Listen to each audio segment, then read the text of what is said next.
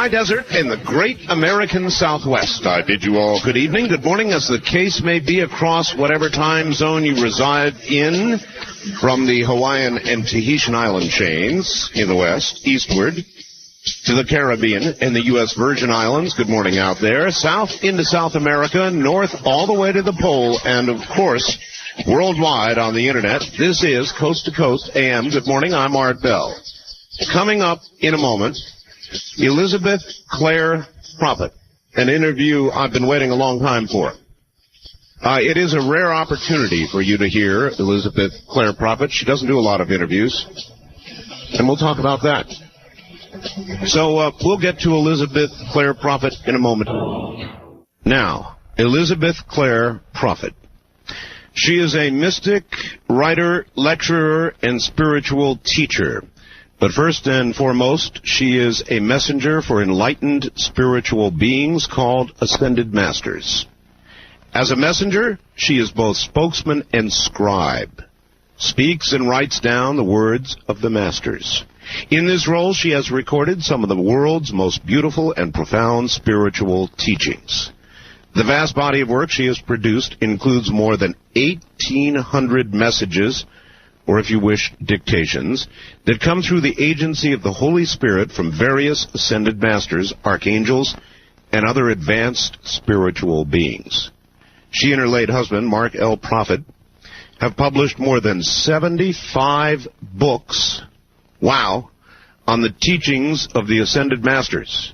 These include the bestsellers Saint Germain on Alchemy, The Human Aura, The Lost Years of Jesus, and The Lost Teachings of Jesus.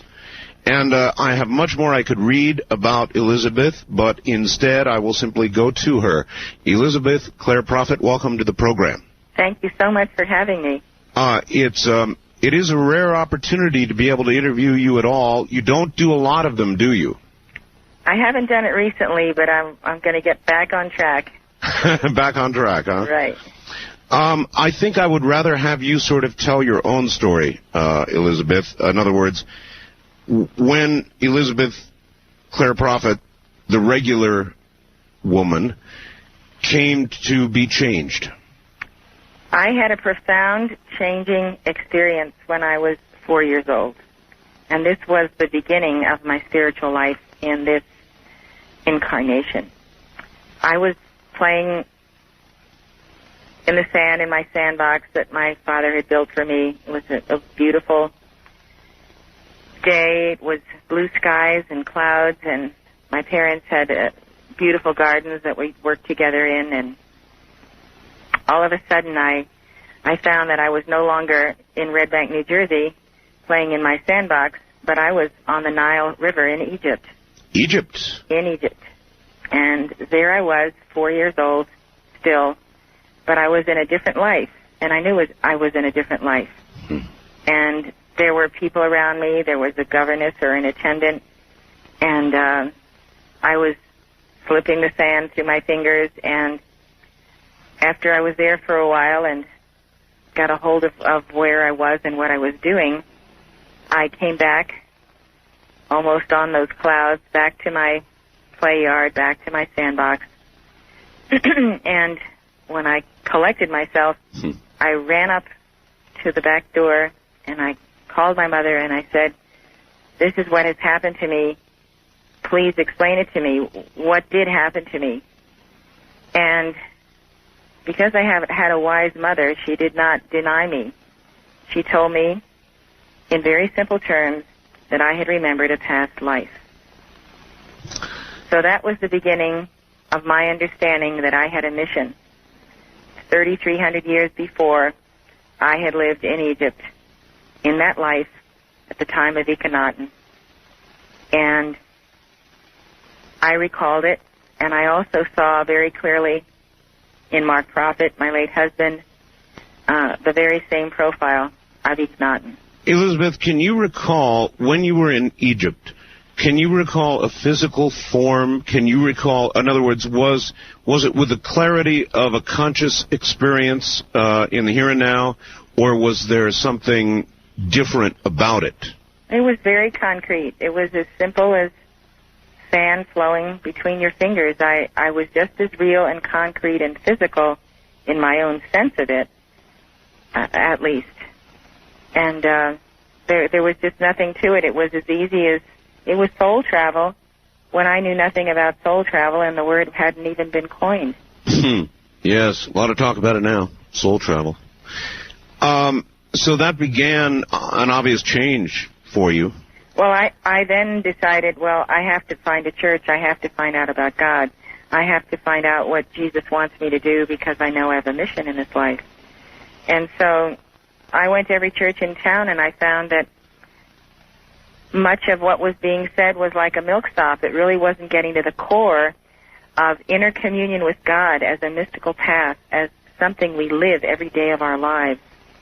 And I was finding a Christianity that I knew was not right.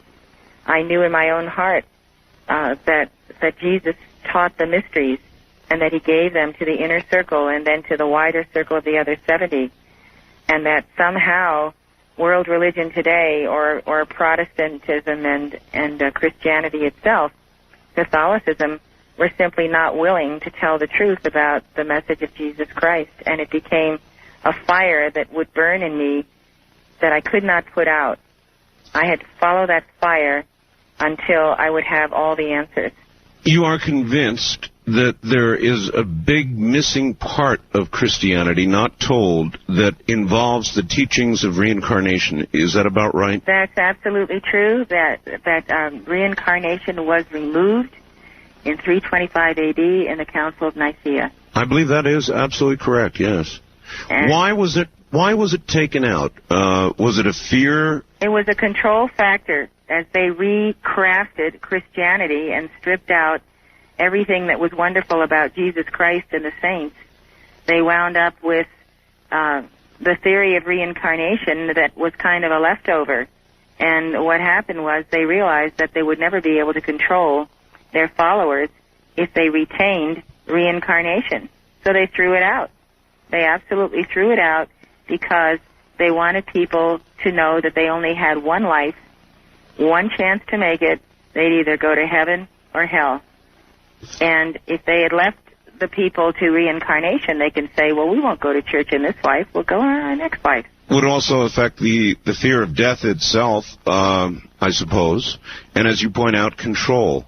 Absolutely control. Constantine thought it would be a good idea to consolidate Christianity, and he was convinced by everyone else that reincarnation could not be left in because then you could not control the people. So their theory was the way you get to heaven is through the church, when in reality what Jesus taught us, we get to heaven through the flame, the eternal flame of God that burns on the altar of our individual hearts. So you in no way deny Jesus. You simply deny the accuracy of his teachings. Well, no, that's wrong. I'm sorry.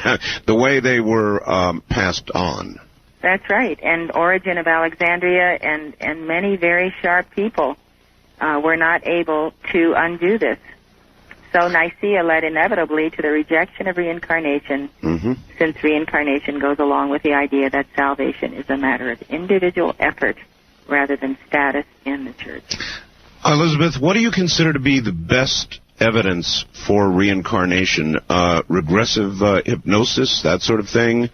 What is the best evidence? I think the best evidence comes to us when God sends an angel to us because we are ready to receive an understanding that we've had a recent past life, and that angel opens that past life to us and says, oh, okay, these are the good things you did in that life, and you've made a lot of progress in your field, etc., but these are the other things, the negatives, that are not so good. So the angel comes to warn you, get on the track of love, because love is the fulfilling of the whole law, and move on with your life. Well, I believe that. So I think that when we are ready, we don't even need to have hypnotic regression, because God comes and tells us about our mission. There has been, though, impressive evidence rendered by a lot of studies, done by clinicians with regressive therapy and taking people back into prior lives. That's true, and I'm sure that a lot of it is accurate, and some of it may not be accurate. But people are trying because people want to know what is the continuity of life. It's the biggest question of all. That's right. And you're saying there certainly is a continuity of life. Now, I have a whole bunch of questions about reincarnation. Is it an endless process? No, it's not endless. It's not endless. It is not endless. We come to this world, and this world is a schoolroom. We learn our lessons here. We come back again and again because in the course of being here, we may wrong life. We may move against life. We may suddenly decide that we're jealous about something that's happened in our world, and here we are making karma. So on the path of reunion with God, it must be a path of love and a path of the Holy Spirit, and it must be individual to us within the innermost recesses of our being, the secret chamber of the heart. There are a lot of obvious questions about reincarnation, and I guess they're answered by karma, but I've never fully understood them. For example, it seems as though people in this life, a lot of them, the bad guys, get to live long, luxurious, wealthy lives, and a lot of poor people who are do-gooders seem to suffer, and they are the poor and the starving all over the world. It just sort of doesn't make sense to me. Well, Paul says, God is not mocked. Whatsoever a man soweth, that shall he also reap. And what we are doing and what we are seeing is we are reaping the good and the bad of our past lives. And we are sowing again, hopefully, for a better harvest. And because we do not see that these power people are themselves have a tremendously heavy karma and that God is dealing with them, then we begin to feel, well, God is unjust. Whereas if you take the poor people in the world who have nothing, they have a certain karma that they are working through also. And we can help them by our love, by sending them food, clothing, and so forth. I mean, we are here to help the poor. And we have to realize that this power elite, a certain part of it, is not even the type of people that most people are on earth. These are powerful beings that are fallen angels that move on the left side, the left side of the coin, if you will have it. Oh, and they come to an end. And that's why John the Baptist went out into the wilderness and called them a generation of vipers. Who hath warned you, to come out here when you have done all these evil wrongs? So John the Baptist was challenging them all the way. But what the children of God have to become is sons of God, and to look for the empowerment of God to ultimately challenge these fallen ones who move in our midst to control the monies of our institutions, of our countries, and do manipulate society. Is there a war going on now? There are wars within our members. Like I could have a warring within my member where one part of me is at opposition to another part of me. And then there are threatenings of world war. There are always people on this planet. No, I meant on a spiritual plane. In other words, you mentioned... like Armageddon in another dimension? No, just a very strong present conflict between whatever it is that creates evil now on Earth and our Creator. It seems like there's a war going on, and I sometimes think the dark forces are winning. Well, the war's been going on a long time. Aliens arrived on planet Earth, according to Zecharia Sitchin, about 500,000 years ago. And there's a certain group of people in this world who will never say die. They will always be engaged in some type of war, and also in the desire to amass wealth and territory. Mm-hmm. And that still is in the minds of adversaries in the United States and throughout the world. War is still a business in this world. Certainly is. I have written a book myself. You've got a brand new book. I wrote a book, and I'll just briefly tell you about it and see if I can get a comment from you. It's called The Quickening, Elizabeth, and I've spent about 13 years in this incarnation of this radio show, and during that time, every day, religiously, I study the news.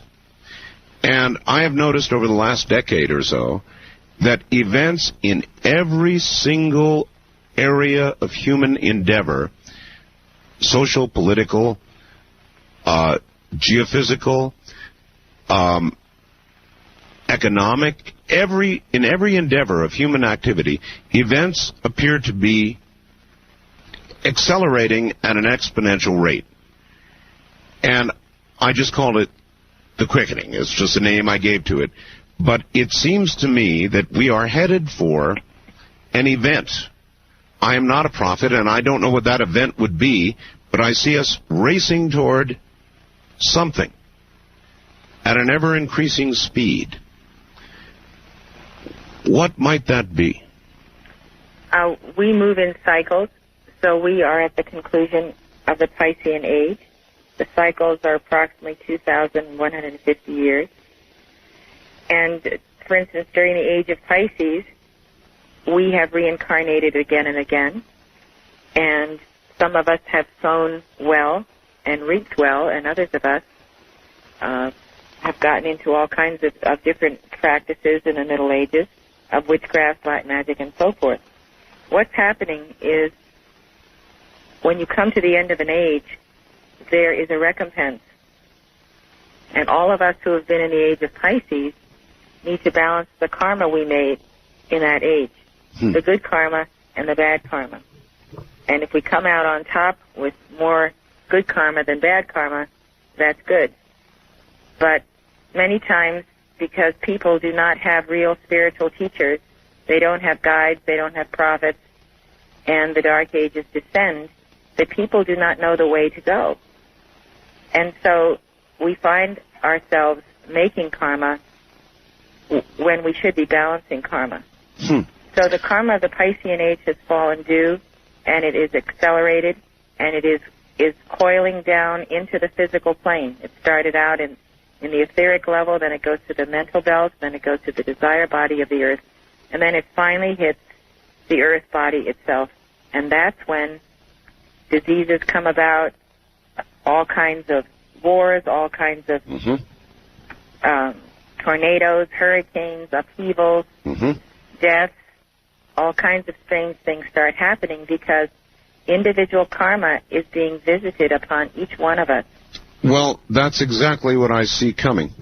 I've got a kind of a favorite analogy, maybe not a very good one, but I think an accurate one. There was a time in this country when if somebody wanted to rob a little 7-Eleven or a convenience store, you know, they'd go in with a gun and say, "Give me your money," and they'd put it in the bag and back out the door, get in the car, and speed away.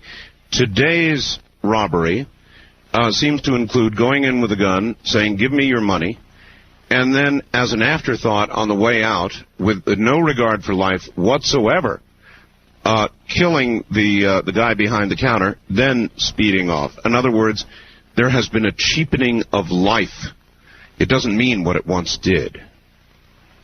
I agree with you, and totally. It's frightening, and I think it starts with mothers going to work. And mothers have to be home with their children. Otherwise, they don't have that nurturing and that sense of reverence for life. In your view, Elizabeth, is there any turning back, or is our course in this acceleration of events unalterable?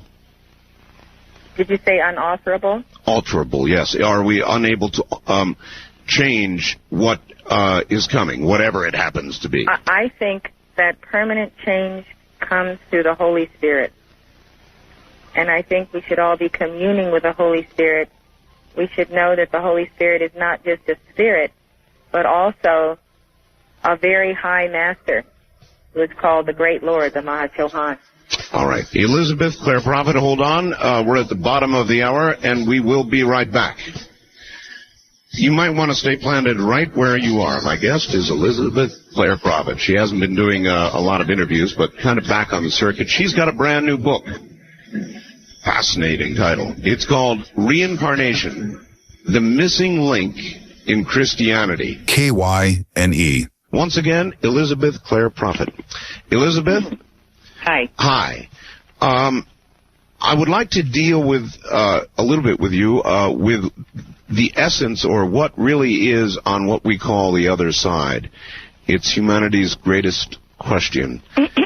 Is there any simple answer to it, or is it a complicated answer? In other words, when we die, what occurs? Where do we go? I'm very grateful that you brought this question to the fore, because I wanted to talk about suicide. Good. Suicide is not an out.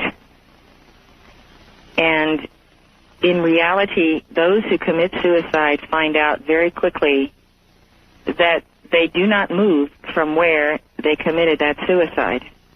They don't move. Yes, they do not have the skill of locomotion. They have a soul, but they no longer have a functioning body. They have a mind, but they cannot use the physical body any longer. So the first thing they find out when they commit suicide is that they can't get anywhere. They're stuck. So whereas this group of individuals thought that they were going somewhere or other to a better place, they did not really know the rule or the law of suicide, where I've seen it over and over and over again. The person who commits suicide, his astral body, the part of him that is not physical, simply gets stuck there. So what I see happening in this house as this event unfolds and takes place is that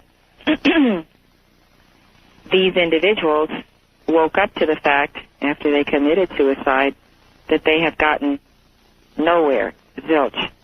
They're not going anywhere. So now, as they have discovered that suicide is not the answer, they're engaged in arguing, fighting with each other.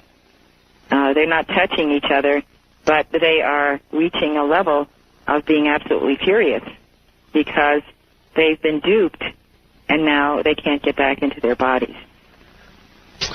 I don't believe in Kevorkian or anybody else's reasons for suicide. I think it's really playing with life and death. So what we have here is a group of souls who are stuck. They don't reincarnate? I'm talking about these individuals in the mansion. Yeah, in Los Angeles, right. That's what I'm saying. They're literally, their spirit or their soul.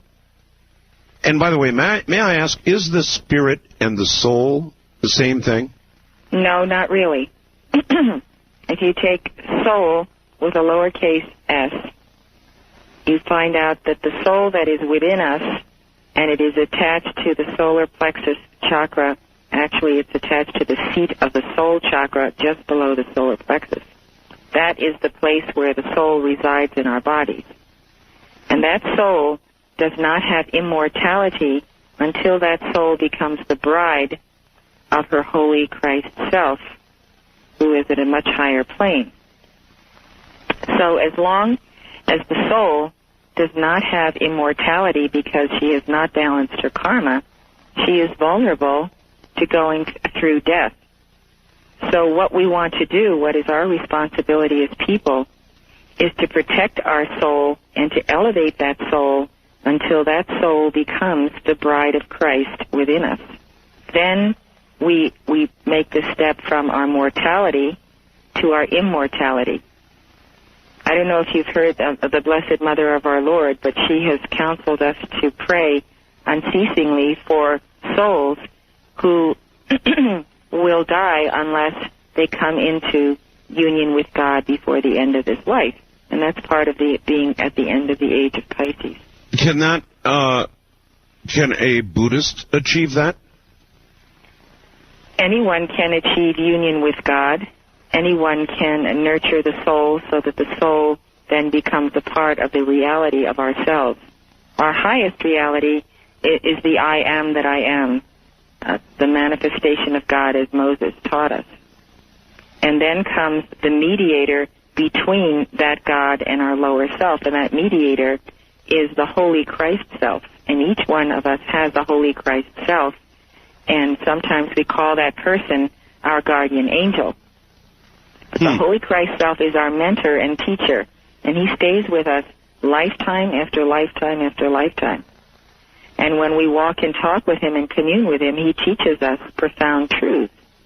But if we're not listening, because we have too much noise all around ourselves, yes, then we don't hear what the angels are saying to us from inner planes and from the heaven world. Well, we have a lot of noise going on in this world of ours today. You believe there are many planes of existence, etheric, astral, mental. But many divisions of those planes, according to what people have done in their previous lives. So many divisions. Many divisions, yes. The very high levels of the heaven world are in the planes of nirvana and beyond.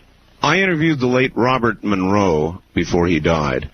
Have you read his writings? And no, I haven't. You have not? No. He talked about the various planes as well, and I was just wondering if you would, but apparently not. I should get a hold of that book. But getting back to these individuals in this mansion. Yes. Loved ones should pray for them that their souls be taken out of that mansion and to a plane of existence where they can understand where they went wrong and why suicide is never acceptable in the sight of God. They need a lot of prayers. Otherwise, they're going to be stuck right where they are. Elizabeth, when, say, these 39, actually in America, in the last year we had stats for it, 1995, 30,800 people committed suicide. Now, there are a lot of records of hauntings and spirits seen or heard or felt or poltergeists, or there's a million names for them. Are these beings that, for the reasons we're talking about now, are stuck here in effect?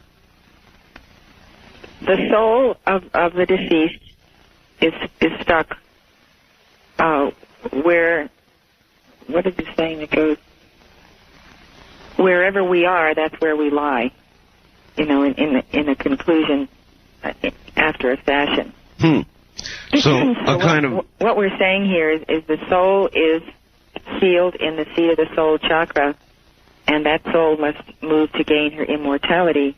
These individuals need to have their loved ones and all of us pray for them to get out of this level where they are stuck and into a realm of the heaven world where they can learn what went wrong, why it went wrong, and how not to do it again the next time you have an opportunity to once again be born through a mother and have life again. When you received news of the cult suicide at Rancho Santa Fe, how did you react? I felt tremendously aghast because I've seen this happen so many times where people think suicide is an out. And it came to me as just another excuse, another reason not to face life and face its challenges. And if I could only get that one message to people, that if you commit suicide, you are going nowhere. And it may take you a long time before you find another mother to bring you into this world so that you can fulfill your reason for being. So, in other words, you've got to play your hand out all the way, wherever it leads, however it goes. Absolutely. I mean, that's the joy of life. We don't know what's coming around the bend. It could be pain, sorrow, and it could be followed by a tremendous victory. At any time we would cut off our life, we might lose the best of it. You have, in Montana, Elizabeth, built... what do you have there? What do you say you have there? Is it a ranch? Is it a place where people simply gather to hear your message? We have a community, which is the community of the Holy Spirit, and we produce our publications and our teachings. We have a center where we nourish our churches throughout the world. Mm-hmm. We're located all over the world, And we publish our books. We nurture those who are in our centers around the world. And it's an ongoing mission to bring the lost teachings of Jesus Christ into the Aquarian age, and to learn from Saint Germain, the hierarch of the Aquarian age, how to use the violet flame to transmute our karma. When does the Aquarian age begin? Well, you know, ages seem to crisscross. It seems like the Piscean age has been coming for the last 400 years. It gets stronger and stronger and stronger. And overlapping it is the Aquarian age that is also coming in, but has had its beginnings earlier. So there is that overlapping when Pisces and Aquarius move together, and then finally Pisces is concluded, and we really feel the winds of Aquarius for what they are. So we're in that period of change now? Yes, we're in that transition right now. How long will that last? Well, the age of Aquarius will be that 2,150-year period, just as Pisces had that same figure. And so we are entering Aquarius. Much of what is happening right now is Aquarian in nature, such as technology, such as computers, such as all kinds of advancements in medicine. Everywhere you look, fantastic leaps are taking place, and people are moving on to a tremendous ability in technology which goes along with the age of Aquarius. Well, we certainly are moving rapidly. Yes, we are. And I sometimes wonder if not too rapidly. For example, the recent news that it at least is possible, they think, to clone a human being. Oh, yes. I'm not sure that we're prepared for the moral and ethical and spiritual questions that we're going to have to struggle with to be able to do this right now, are we? Well, my take on this is you can create a body as a clone, but you cannot create a soul. Only God can create a soul. Only God can endow you with the spark of eternal life. So then, if you clone someone and there's no conscience, there's no inner threefold flame, there's no inner Holy Spirit, then who, pray tell, is this clone? Can a clone replicate everything we've done in this life, a past life, all preceding lifetimes? Well, I don't know. Well, that's the big question. Or is this some kind of a blank piece of paper that we, like a cutout, you know, we cut around the edges and then we come up with a picture of a man? So you're concerned that might be a soulless being? Absolutely. I mean, who's going to create a soul for that body? Where's that soul going to come from? It's not going to come from nowhere. It might as well be an animal. It might as well be some kind of a human animal. Well, then, and perhaps it would be. Until we do it, I guess we will not know. Then what about the process of reincarnation itself? The age-old question that I might as well ask you. There are consistently more people on Earth, and more people on Earth, and more people on Earth. And the obvious question is, where are all these souls coming from? Previous incarnations, or what is the answer to that one? The answer is that over many thousands of years, even 10,000s of years, people have continued to reincarnate on Earth. They haven't had the world teachers, the great mentors, so they don't know how to get out of this human existence, so they make karma. We all make karma unless we're very fastidious about it. We have to keep our harmony. We have to love God, love one another. I mean, attaining union with God is a challenge. And so here we are with many, many people being born, and then many, many people who don't attain union with God. So now there's this weight on planet Earth of people who should have gone on in their evolutionary chain, who have not gone on because they have not passed the certain tests they should have passed in entering into or merging their soul with their Holy Christ self and ultimately becoming one with God and never returning again in this physical octave. All right, well, that then brings up another question. There are a lot of young people today. There are so many things going on that are, for me, indecipherable. For example, little children killing other children, dropping them out of windows, shooting other children without a thought to life. Very blank-eyed, you would almost say when you look at them, soulless children.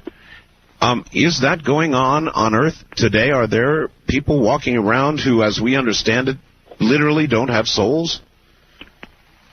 Well, the soul, as we've discussed, is mortal and therefore can be terminated. Then you have these individuals such as children, but these children have reincarnated.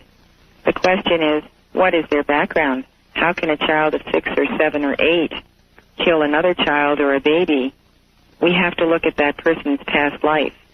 What was he doing yesterday and before he was born? How was he mistreated? Who moved against him that made him cry out against society and therefore commit a crime against a child? So therefore, if we see societal conditions degenerating at a pretty fast pace, what does that say about future incarnations and karma? Is there hope that it's going to get better, or will it continue to deteriorate? See, this is what Christianity has done, and it really is evil, because Christianity says that you can sin, go to the altar, confess your sin, and be forgiven. Right. And that's it. Right. Now, this is a grave disservice. People have bought it, and so they say, well, I'll just go and confess, or maybe I won't even confess at all. I'll just take life at will, anytime, anywhere I please. Well, it's kind of like a Fat Tuesday, I guess, huh?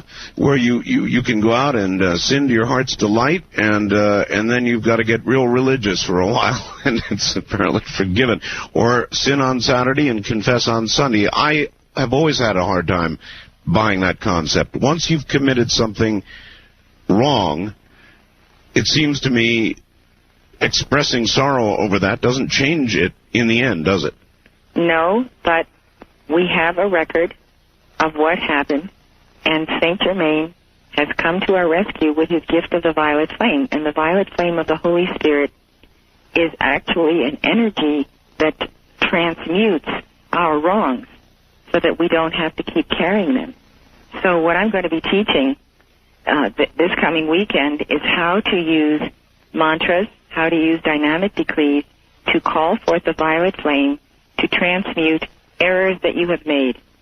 I think all of us have known a moment in our lives when we were very unkind to someone. You bet. We were angry, we got upset, we look back on ourselves and we say to ourselves, how could I have done this to this person? Exactly. And so along comes the Holy Spirit and dynamic decrees which we give, which in the science of the spoken word, we give mantras, and we call for the violet flame to transmute the karma we made in that unkind interchange. What is the violet flame? The violet flame is the flame of the Holy Spirit.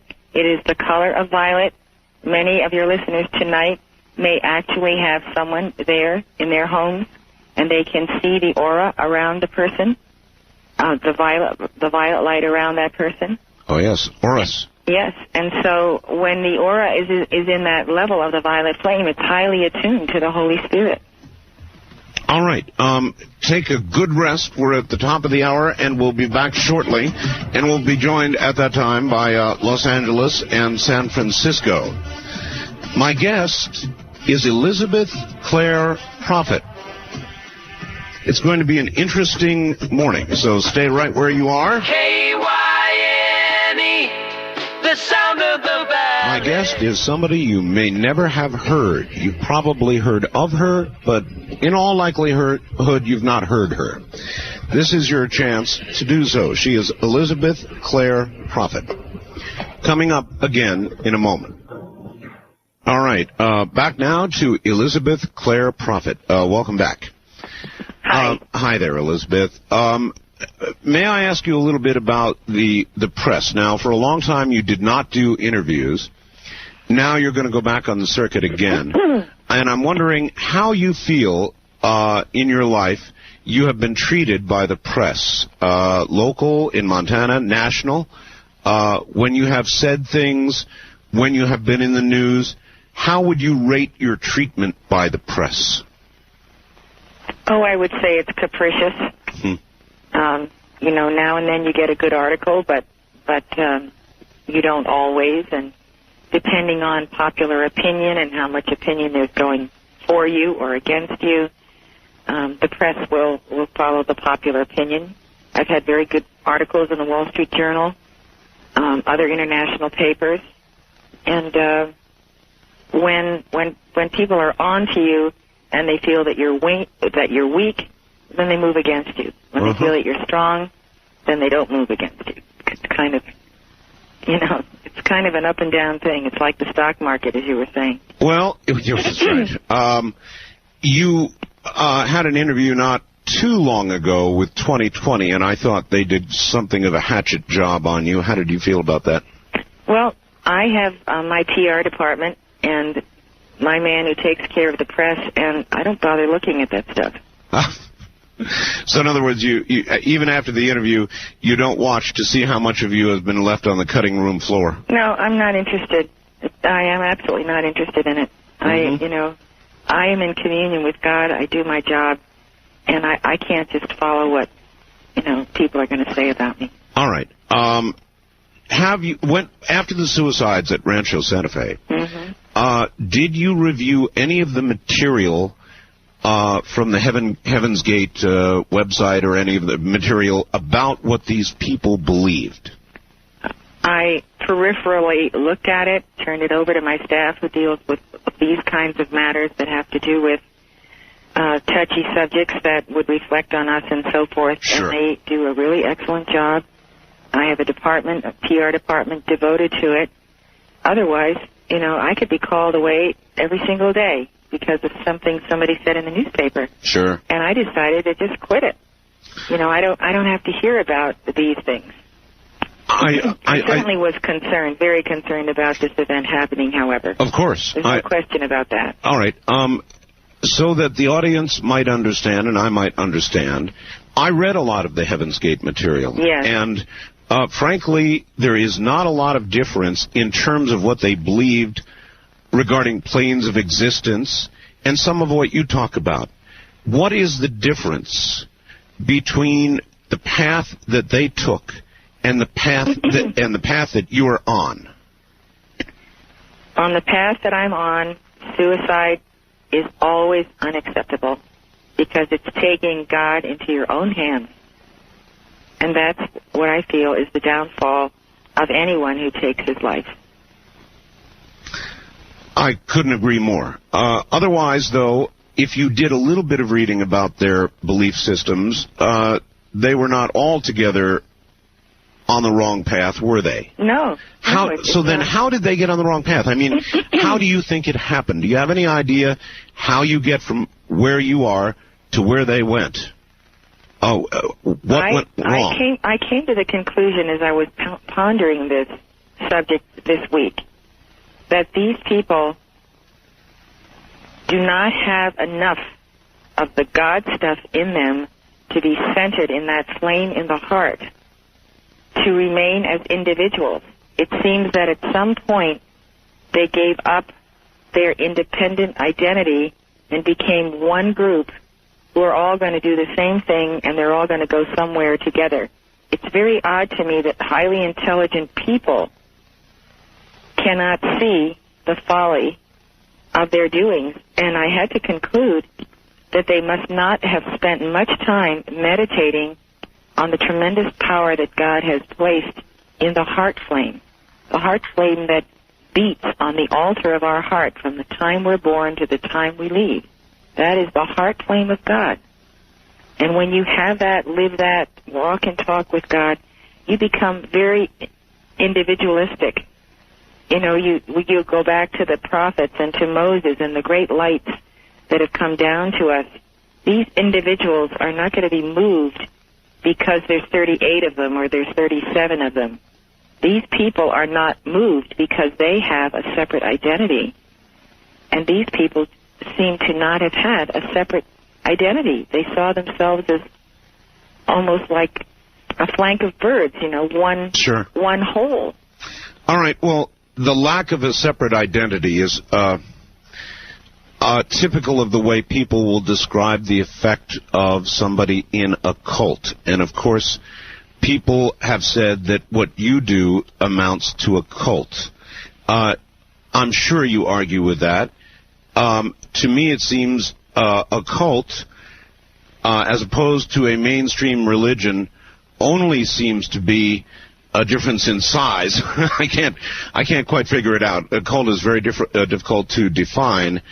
But apparently, in the classic sense, you have just suggested that these people were in a cult, that they had no separate identity, and that was stripped from them.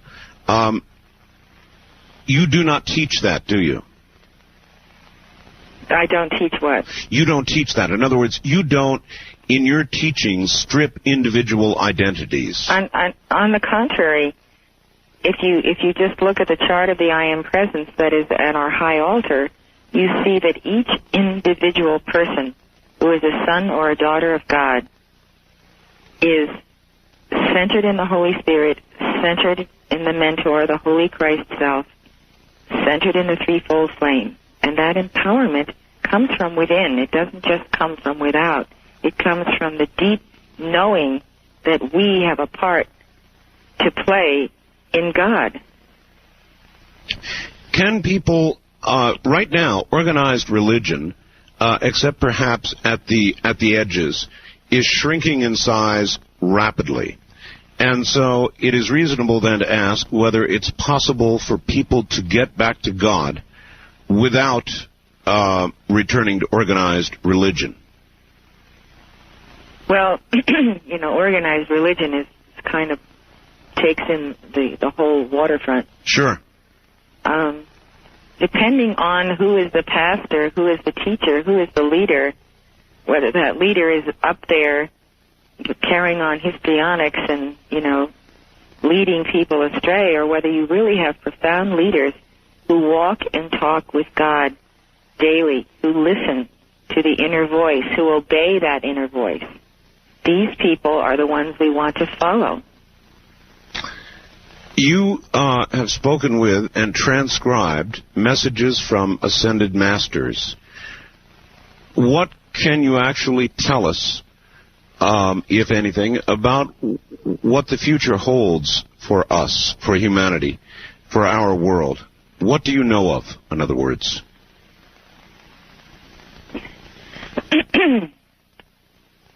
In terms of the future, God has given every individual on earth free will. Free will. And these souls who took their lives also had that option of free will. Now, if they saw their free will as identical with the free will of their leader, and there was no clearly defined border of who I am and who the next guy is, that to me is what leads to like a colony of mushrooms that are all in one piece, instead of having a separate identity and saying, I want to live, even saying it at the last minute. No, I'm not going to take this drug or whatever it is, because I want life, not death. And they didn't seem to have it. Well, my question, though, goes now more to what you think is in store for us. I guess you have been handed some information, hopefully, I guess you have, that we don't have, regarding our future. Can you tell us what you know? I think that the future can be bright if we walk in the footsteps of the great religious reformers of all time. Mm-hmm.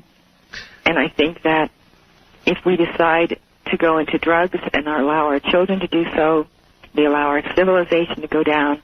Exactly. And we don't fight for the rights of our children to be who and what they are. We don't fight to get heroin and drugs out of the schools. If we aren't really fighting, we will see the consequences of our actions. I believe God has given us free will. We have to take that free will and use it wisely, see what's happening, band together with our neighbors, and work for the betterment of our youth. Well, that's what ought to happen, but Elizabeth, that doesn't seem to me to be happening. It happens in many places where there is a wholeness, where there is the green shoot, where there is life. There are many communities around our nation and around the world where people really do have a solid family core, and where they are not losing and going down the mudslide of civilization. Is that why you established what you have established in Montana to be a green shoot in the middle of a bunch of brown weeds? I think that this came about when my husband, the night before he passed on, Mark Prophet, who founded this organization, told me that I should move my headquarters to Montana. So I followed his instruction, and we moved here. Did he tell you why? He felt that we would be facing many challenges, especially in the 1990s, crossing over into the year 2000, that we could be seeing war again, perhaps a third world war. We could see nuclear weapons.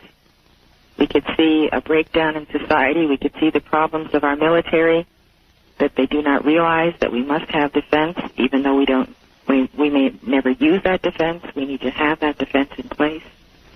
We know that Russia is still building armaments and weapons. As a matter of fact, there's a story that ran yesterday in a lot of papers that the Russians, for whatever indiscernible reason, are building very deep bomb shelters.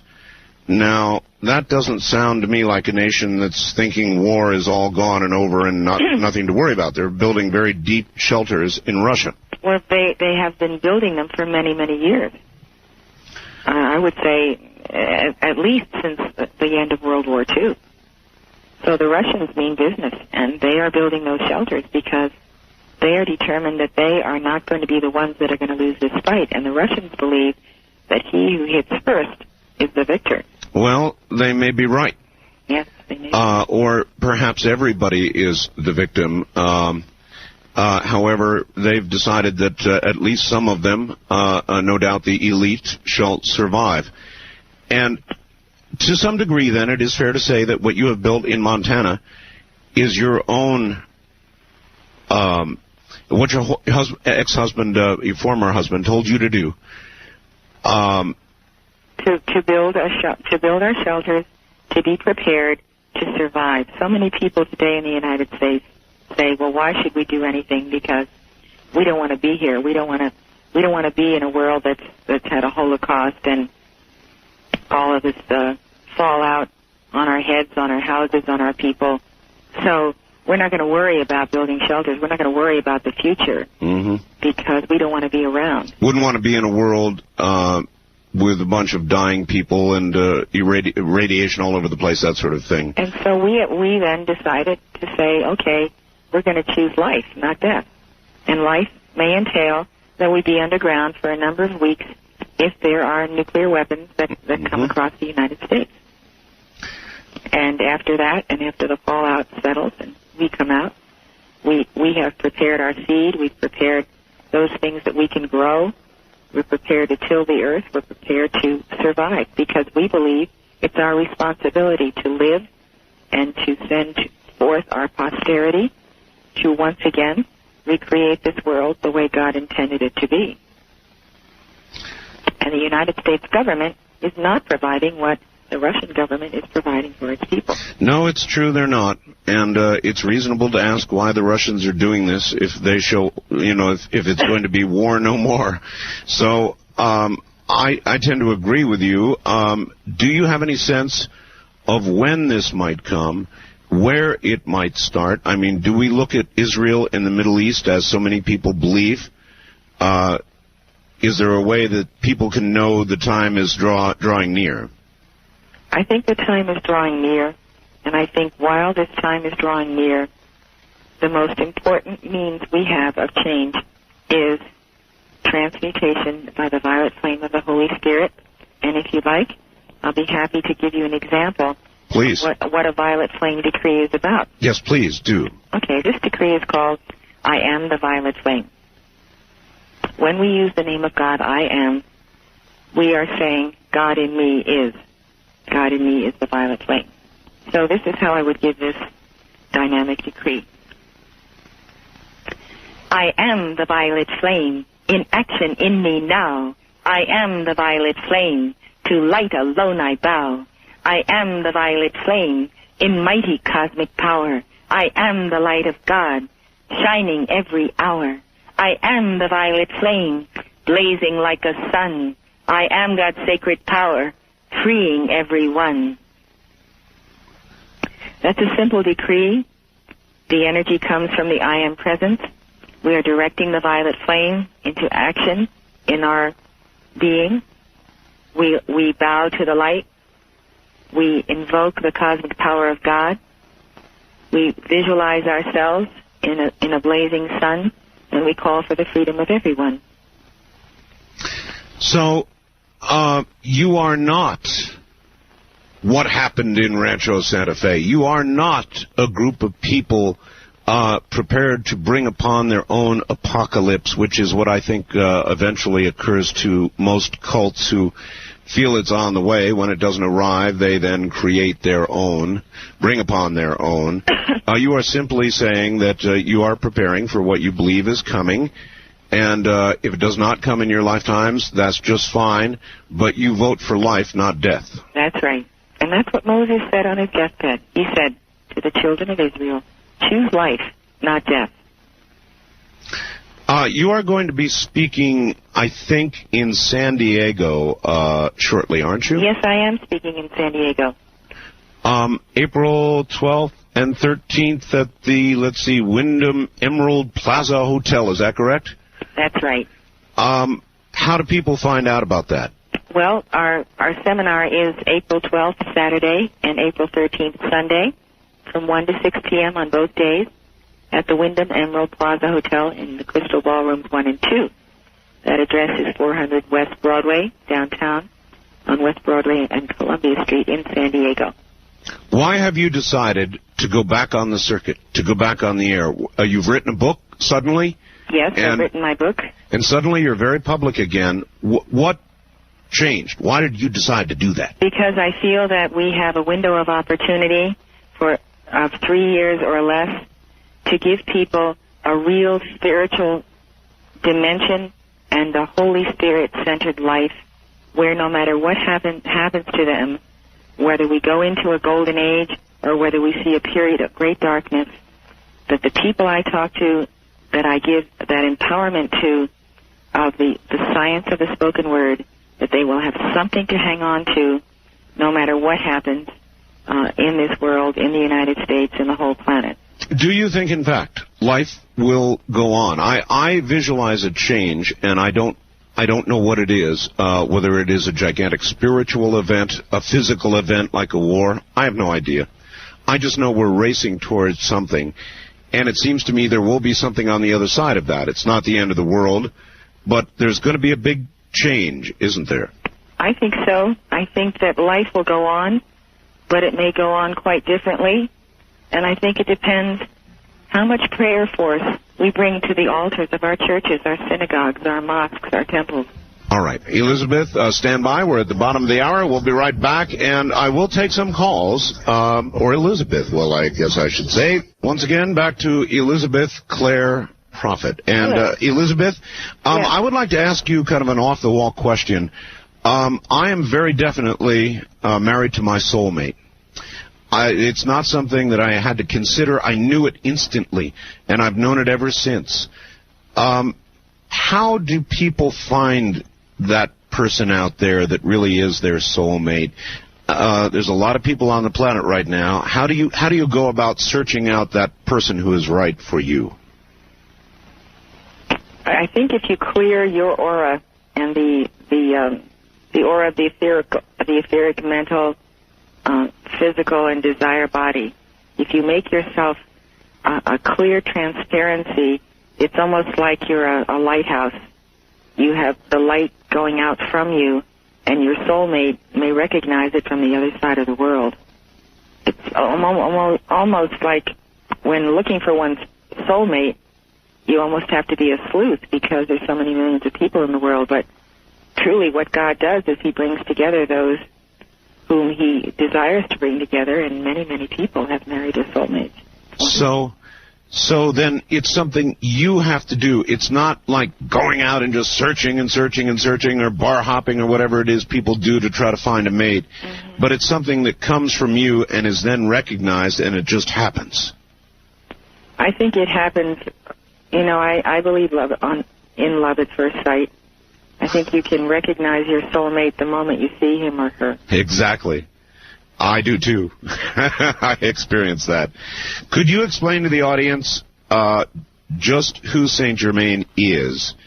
Who is he? What is his role? That sort of thing. Each one of the ages, the 2,000-year periods that we're talking about as ages, there is a ruling hierarch of that age who carries a specific flame. And the hierarch of the age of Aquarius is Saint Germain. And there are angels and legions of light, all of whom serve him on that seventh ray of Aquarius.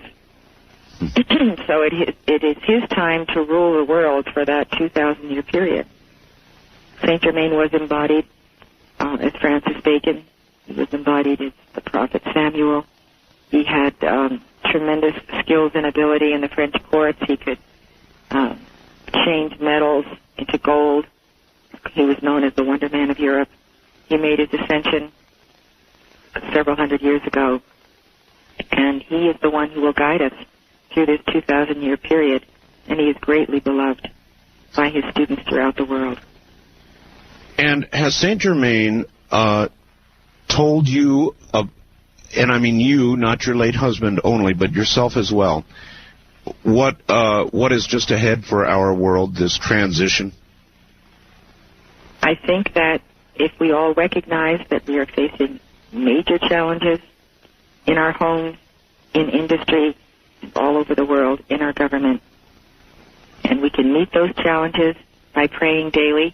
We can set aside 15 minutes or 30 minutes, give a few mantras to the violet flame to bring that into our households. That can make the difference.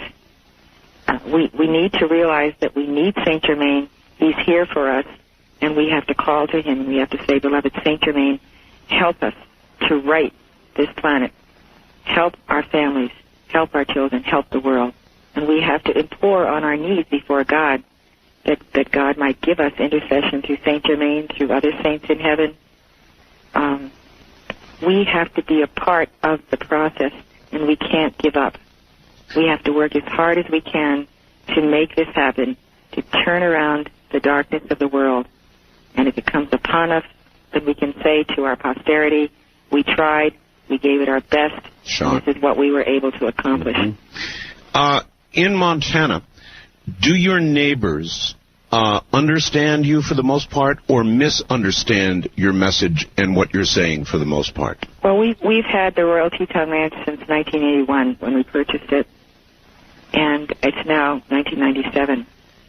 So our neighbors, the people in Montana, the people in the capital and so forth, they've gotten to know us, and we get along very well with the people of Montana for the most part. All right. I'd like to let a few in the audience ask you questions, if you would not mind. That's fine. All right. Let's give it a try. First-time caller line, you're on the air with Elizabeth Clare Prophet. Hi. Hi. Where are you, sir? Columbus, Ohio. Welcome. Welcome. God bless you, Elizabeth Clare Prophet. I have a question. Thank you. You're welcome. You've obviously admitted that you didn't get to where you wanted to go and everybody wants to go. The first route, maybe before that you had other experiences in reincarnation. I believe that, and that's true. Now, for your people that are people, everyone that's listening, tell them how they would know if they're new or if they've been struggling for thousands of years. Oh, that's an interesting question. Yes. How do you know where you are in the process, Elizabeth? Well, are you talking about a brand new soul yes. that hasn't incarnated before versus someone who's been here thousands of years? Yeah, sure. Have I been around a lot of times previously, or am I relatively new at all this? How would you know? Well, there are certain indicators that you see. First of all, the first root races, as they are called, never did sin, so they were on the planet for 14,000 years each. each a series of 14,000 years, and they fulfilled their reason for being on planet Earth, and they moved on. Then came the fourth and fifth and sixth root races, and they got mired with the fallen angels and the war that happened between Mars and Maldek and the planet Earth. And these individuals have occupied the Earth since that time, and this is why we have good and evil, because the bad intentions of many visitors who have come to planet have played themselves out over many centuries, and therefore we are in the grips of fallen angels and aliens who move against our children, who are tools for drugs, for tearing civilization down, for causing the burdens in people's bodies that have to do with why they're mentally ill why they are physically ill. Mm-hmm. But again, an individual, is there a way that a listener, for example, can discern whether they're a newbie or whether they've been around for a long time? Is there some way to discern that individually? Well, if you look at the sixth root race, it's the most recent root race to have embodied. These, for the most part, are the Christian civilization of our world. And many times these souls are trusting. They love Jesus. He is the only avatar that they have known. They follow him with all their hearts under many denominations. They're sincere. They're servants of God. But they may not quite have a background of remembrance of past ages. They may never have been on Atlantis. They may never have been in Lemuria. And so, compared to those who have, these souls are young souls. Huh. So they have less experience. And their life is more simple. They see things more simply rather than so complex. And for many Christians, the goal is to attain union with Jesus Christ, to be saved by him, and to enter the heaven world. And of course, according to what they've been taught, reincarnation does not exist for them. All right. Wildcard line, you're on the air with Elizabeth Clare Prophet. Good morning. Good morning. Where are you? Seattle. Seattle, okay. I had a question when you were talking about suicide and the souls being stuck, and then you said that it would be hard to find the mothers. Well, I would like to have another child, and I have friends that are hoping to have more children, and I was wondering if you could explain that. Well, if you want to have children and you can't have children, it's important to pray to God and ask God and his angels to intercede in your behalf and to give you a soul who is compatible with your family and whom God wishes to place there. In other words, I would put it in the hands of God rather than to volunteer for such and such a soul that you really do not even know. God assigns the souls that he sends to us, and he does a very good job of it. So we should take what he sends us in terms of our bearing our children. all right. We talked, Elizabeth, about cloning, and you said that a clone may well not have a soul because that's given by God, not man. That's true. Therefore, is science a blessing as well as a great danger for us? Is there a danger in the path we're on right now, scientifically? Well, for one thing, we don't know, but what scientists of Atlantis were already cloning before Atlantis sank. That's true. And the products of these clones could have gone off of Atlantis to other areas, such as Greece and the Mediterranean areas. And for all we know, we may be walking around and rubbing elbows with people who were created by Atlantean scientists and have come down the chain of evolution and are here on Earth. And we call them soulless ones. You said something that I would like to try and understand. You said that a lot of the new souls would be the pure people. They're younger souls. Younger souls. They haven't had as much time to make negative karma as people who've been here longer. You're right. My traditional understanding of reincarnation was that you get it better, or you're supposed to be trying to get it better each time. But the way you've explained it seems to suggest that the older souls are the more evil of the souls. They have had time to learn the evil ways. Or is there a great curve where a soul becomes more evil and then begins to correct for that with karma? I don't distinguish quantities of karma between those of who have been on the earth longer as opposed to those who have been on the earth at a lesser length of time. What I'm saying here is that if you come in as a younger soul because you have reincarnated for the first time in the Piscean age, that gives you 2,000 years period of having been on earth if you began to be born during this Piscean age. So what we're saying here is souls are younger. They may have less experience. They may have less development in certain areas. It's not a question of good and bad so much as it is what is their momentum of service to God and what is their momentum to service to life. Okay. So, all right. East of the Rockies, you're on the air with Elizabeth Clare Prophet. Hi, where are you, please? I'm in Chattanooga, Tennessee. Yes, sir. I became familiar with Miss Prophet's teachings many years ago, and I still, every day I decree, and I've been able to overcome tobacco and alcohol, and I've got a little bit of a cold right now, but I'm a very joyful person. I want to honor Miss Prophet's courage to come back out at this time and with her teachings of the masters, and because it is so difficult right now with all this cult stuff and everything. It's so difficult for authentic teachings to get through to the people. And I know she has taken more flack. Oh, yes. Which speaks to me that she must have something going for herself to take this much flack, you know.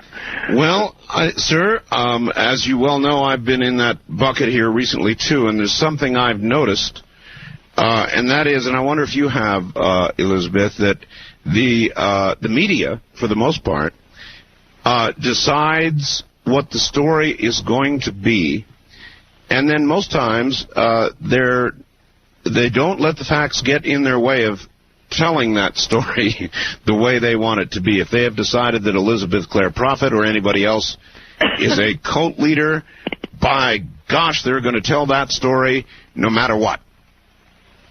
Do you see that? Do I see that? I've seen it for years. Seen it for years. Yeah, that's right. I just don't pay any attention to it. I know who I am, where I'm going, and I know what I can do for people, and that's my passion and my mission. And your reason for being here is not so much to refute that. You've stopped doing that a long time ago, but merely to get your message out. That's right. I have a message for those who want it. I'm not pushing it on anyone, but I have a wonderful message of the Holy Spirit and the violet flame, and I want to shout it from the housetops. You don't, your group does not kidnap people, does not brainwash people, does not lead them down the path as we hear of cults like this one with Heaven's Gate and so forth. None of that goes on, does it? Nothing of the kind. You're free to come here, enjoy our teachings, read our books, decide you don't want to stay, be on your way with our blessing and love, come see us again. You know, we just want to help people who want to be helped. Fair enough. West of the Rockies, you're on the air with Elizabeth Clare Prophet. Hi. Hi. Hello, where are you? San Francisco area. Okay, you're going to have to speak up good and loud for us. Yes, San Francisco Bay Area. Yes. And I've been a seeker of truth all my life and studied religions, and I studied first Episcopalian, then Christian Science, and then I found these books by Elizabeth Clare Prophet at Barnes & Noble. Yes. And I started studying them, and I found them to be very full of very loving energy, and I think very spiritual, and I found there were ways in which there was much to learn about what the purpose of life is. And, you know, it's too bad that we have to try to put Mrs. Prophet through some kind of sieve and litmus test about, you know, are you crazy and do you have a cult and do they do suicides and drugs and this and that, because I think the media has specialized in perversity. And the story about Mary Baker Eddy is similar, because when she discovered, Christian Science, which said, people can heal themselves, Jesus healed himself, and therefore you can too. And she taught that. She was attacked from every single quarter on Earth. Seems like we're in a spiritual warfare, where people are attacked if they have a message of love and healing, and they just want to help others, because it seems like this seems to be the dawn of the real hardening of heart. It's warned in the Bible that, the worst thing is the hardening of heart, and we all seem to be getting that way toward one another because of media sensationalism. So, I would like to ask Mrs. Prophet, what she would recommend is a book which someone might go to the bookstore and pick up just to investigate what your teachings are. Which book do you think they could start with? All right, that's a good question. You have written many books. Which would you recommend as a beginner? I would recommend the book that I have just recently finished, Reincarnation, the Missing Link in Christianity, because Christians are truly missing the link that they could have with God if they really understood what Christ's message was and is. Exactly how did that message get removed?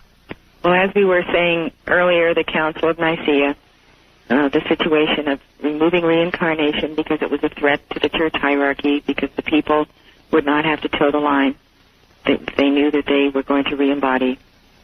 So reincarnation is pivotal, and if we don't understand it, we don't know it, what we do is we sin, and we think that somebody else is going to take care of it. So we're non-accountable.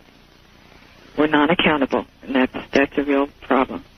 It is a very serious problem, and I've always felt it myself that, gosh, you can't just simply be absolved of wrongdoing, that whatever good or bad you do in life hangs with you throughout your life, and if one believes in reincarnation, in future lives. Exactly. So I think I do. I definitely believe that. It makes more sense than somebody being absolved just like that.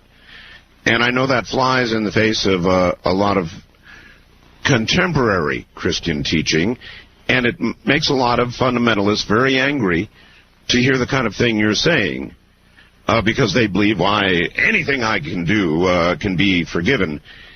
So how do you deal with that anger when you meet it? When I meet that anger in people? Yes. Well, I have no desire to be angry with people whatsoever. I have no desire to argue with them. I can tell that. I meant when they come at you that way. When they come at me that way, I just listen to what they have to say. And I don't try to change their minds, because most people come with a mindset. Yes. And only they can change their mindset. I pray for them that through the Holy Spirit, maybe they may become liberated and truly not have this burden where they feel they have to argue religion. I think it's a sin against Jesus Christ to argue religion. I do too. Elizabeth, we're at the top of an hour. Can you spend one more? I'll give it a try. Give it a try. All right. It sounds like you might be. Have you been doing a lot of talking? Quite a bit of talking, yes. And I caught the same cold that my son got. He's going on 3 years old. They're little germ carriers, Elizabeth. All right, stay right there. My guest is Elizabeth Clare Prophet. A bit of a cold, but I bet she makes it. It is a rare opportunity indeed. My guest is Elizabeth Clare Prophet.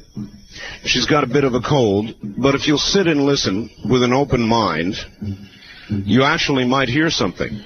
I know there's a lot of seething going on out there, because I know how people react to ideas that they do not agree with. But it is healthy, folks, to listen. Very healthy. All right, back now to a very rare opportunity to speak with Elizabeth Clare Prophet. Just a couple of more questions. Okay. I know you're starting to run out of gas, and I don't blame you. It's getting late in the morning. We talked about suicide quite extensively. Mm-hmm. What about, here's a really hard question, what about the other way around? In other words, when somebody has murdered, taken life in a premeditated manner, our society takes their life. How do you look at that? I look at it in two ways. Sometimes it's necessary to be in jail, to be in a penitentiary for a long time, for life, let's say. Right. But on the other hand, you have the situation where a person is sent to the electric chair for murder. Exactly. They could be in their 20s. Because I believe in reincarnation, I see that if that person has received this judgment, that person could be in embodiment within a year or 2 years or 3 years as a baby in someone's womb who will come forth, grow to maturity, and will have to deal with that karma. Now, if you let him rot in jail between his 20s and he's 80 years old, it's a total waste. With reincarnation, he gets to come back again, re-embody again, meet the person that he murdered, have a resolution between the two if indeed they can reach that plane of brotherly love, and the one who was the victim and the one who was the murderer can move on now. Oh, that's very interesting. So in other words, somebody who has been, say, electrocuted does not, as a suicide, remain bound here. Well, he's not a suicide because he is not willingly going. He was put in the electric chair. Exactly. Oh, yeah. Very interesting. So to me, you see, to let people rot away in jail, to finally pass on in their late years, then finally get to be born again, you're talking about maybe 50 years of a person's life and of institutions having to support people, whereas these people are going nowhere, and they get into a lot of trouble in jail in any case. They absolutely do, and learn to be better criminals in a lot of cases. I think that is a tremendous gift that God showed me many years ago, that it's better to move on when you make a major mistake. It's better that you take your punishment, come back, and try harder. All right. Can I ask you a couple of hard questions? Sure. All right. Let me read you a fax I got, and I'm not familiar with this, so I'll just read it, and you can respond if you will. Good evening, Art. Elizabeth Clare Prophet and her church is responsible for the slaughter of nearly 2/3 of the Yellowstone National Park bison herd, which were following their normal migration patterns in search of food this winter. There is no, quote, in quotes, love in her heart for God's creatures. She is not being honest when she tells you of her love. Please ask her why she is calling for the slaughter of the Yellowstone bison herd. I am not calling for the slaughter of the Yellowstone bison herd in any way, shape, or form.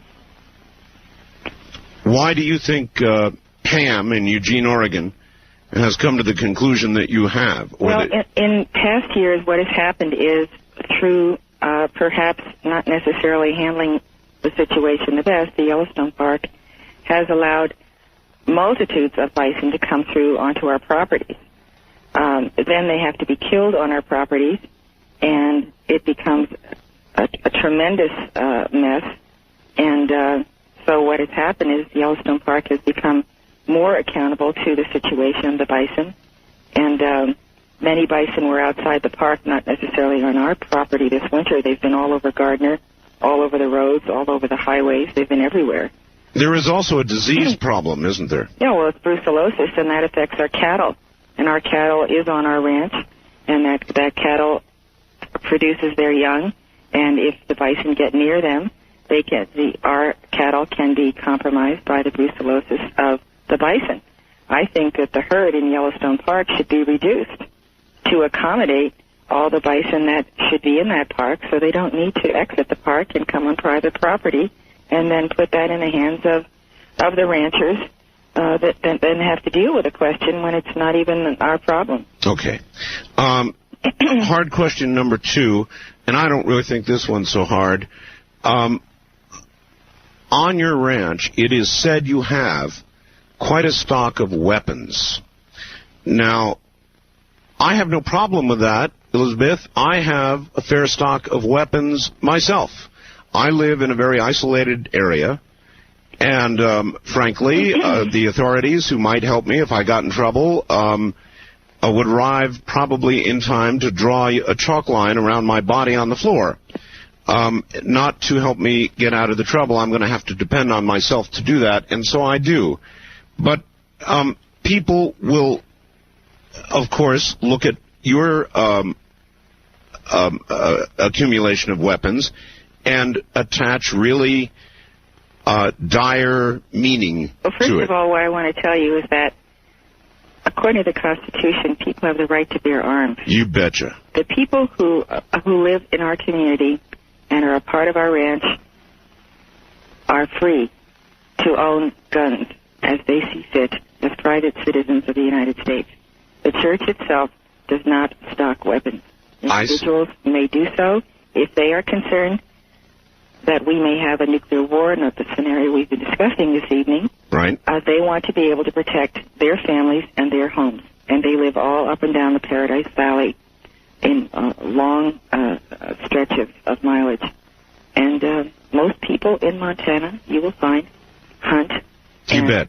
And they have their private weapons, which I don't think is any of my business or anybody else's business. I couldn't agree with you more. And so then the guns that are possessed, not by your church, but by the individuals who are part of it, might conceivably be used if the worst occurred, if this change, and by the way, you may have heard at the beginning of the hour, and I want to ask you, have you noted that whether it's a Native American or a Catholic priest or a prophet or Elizabeth Clare Prophet or so many others, through different venues and visions and avenues, you all seem to be saying about the same thing, and that is that we are rushing toward a change.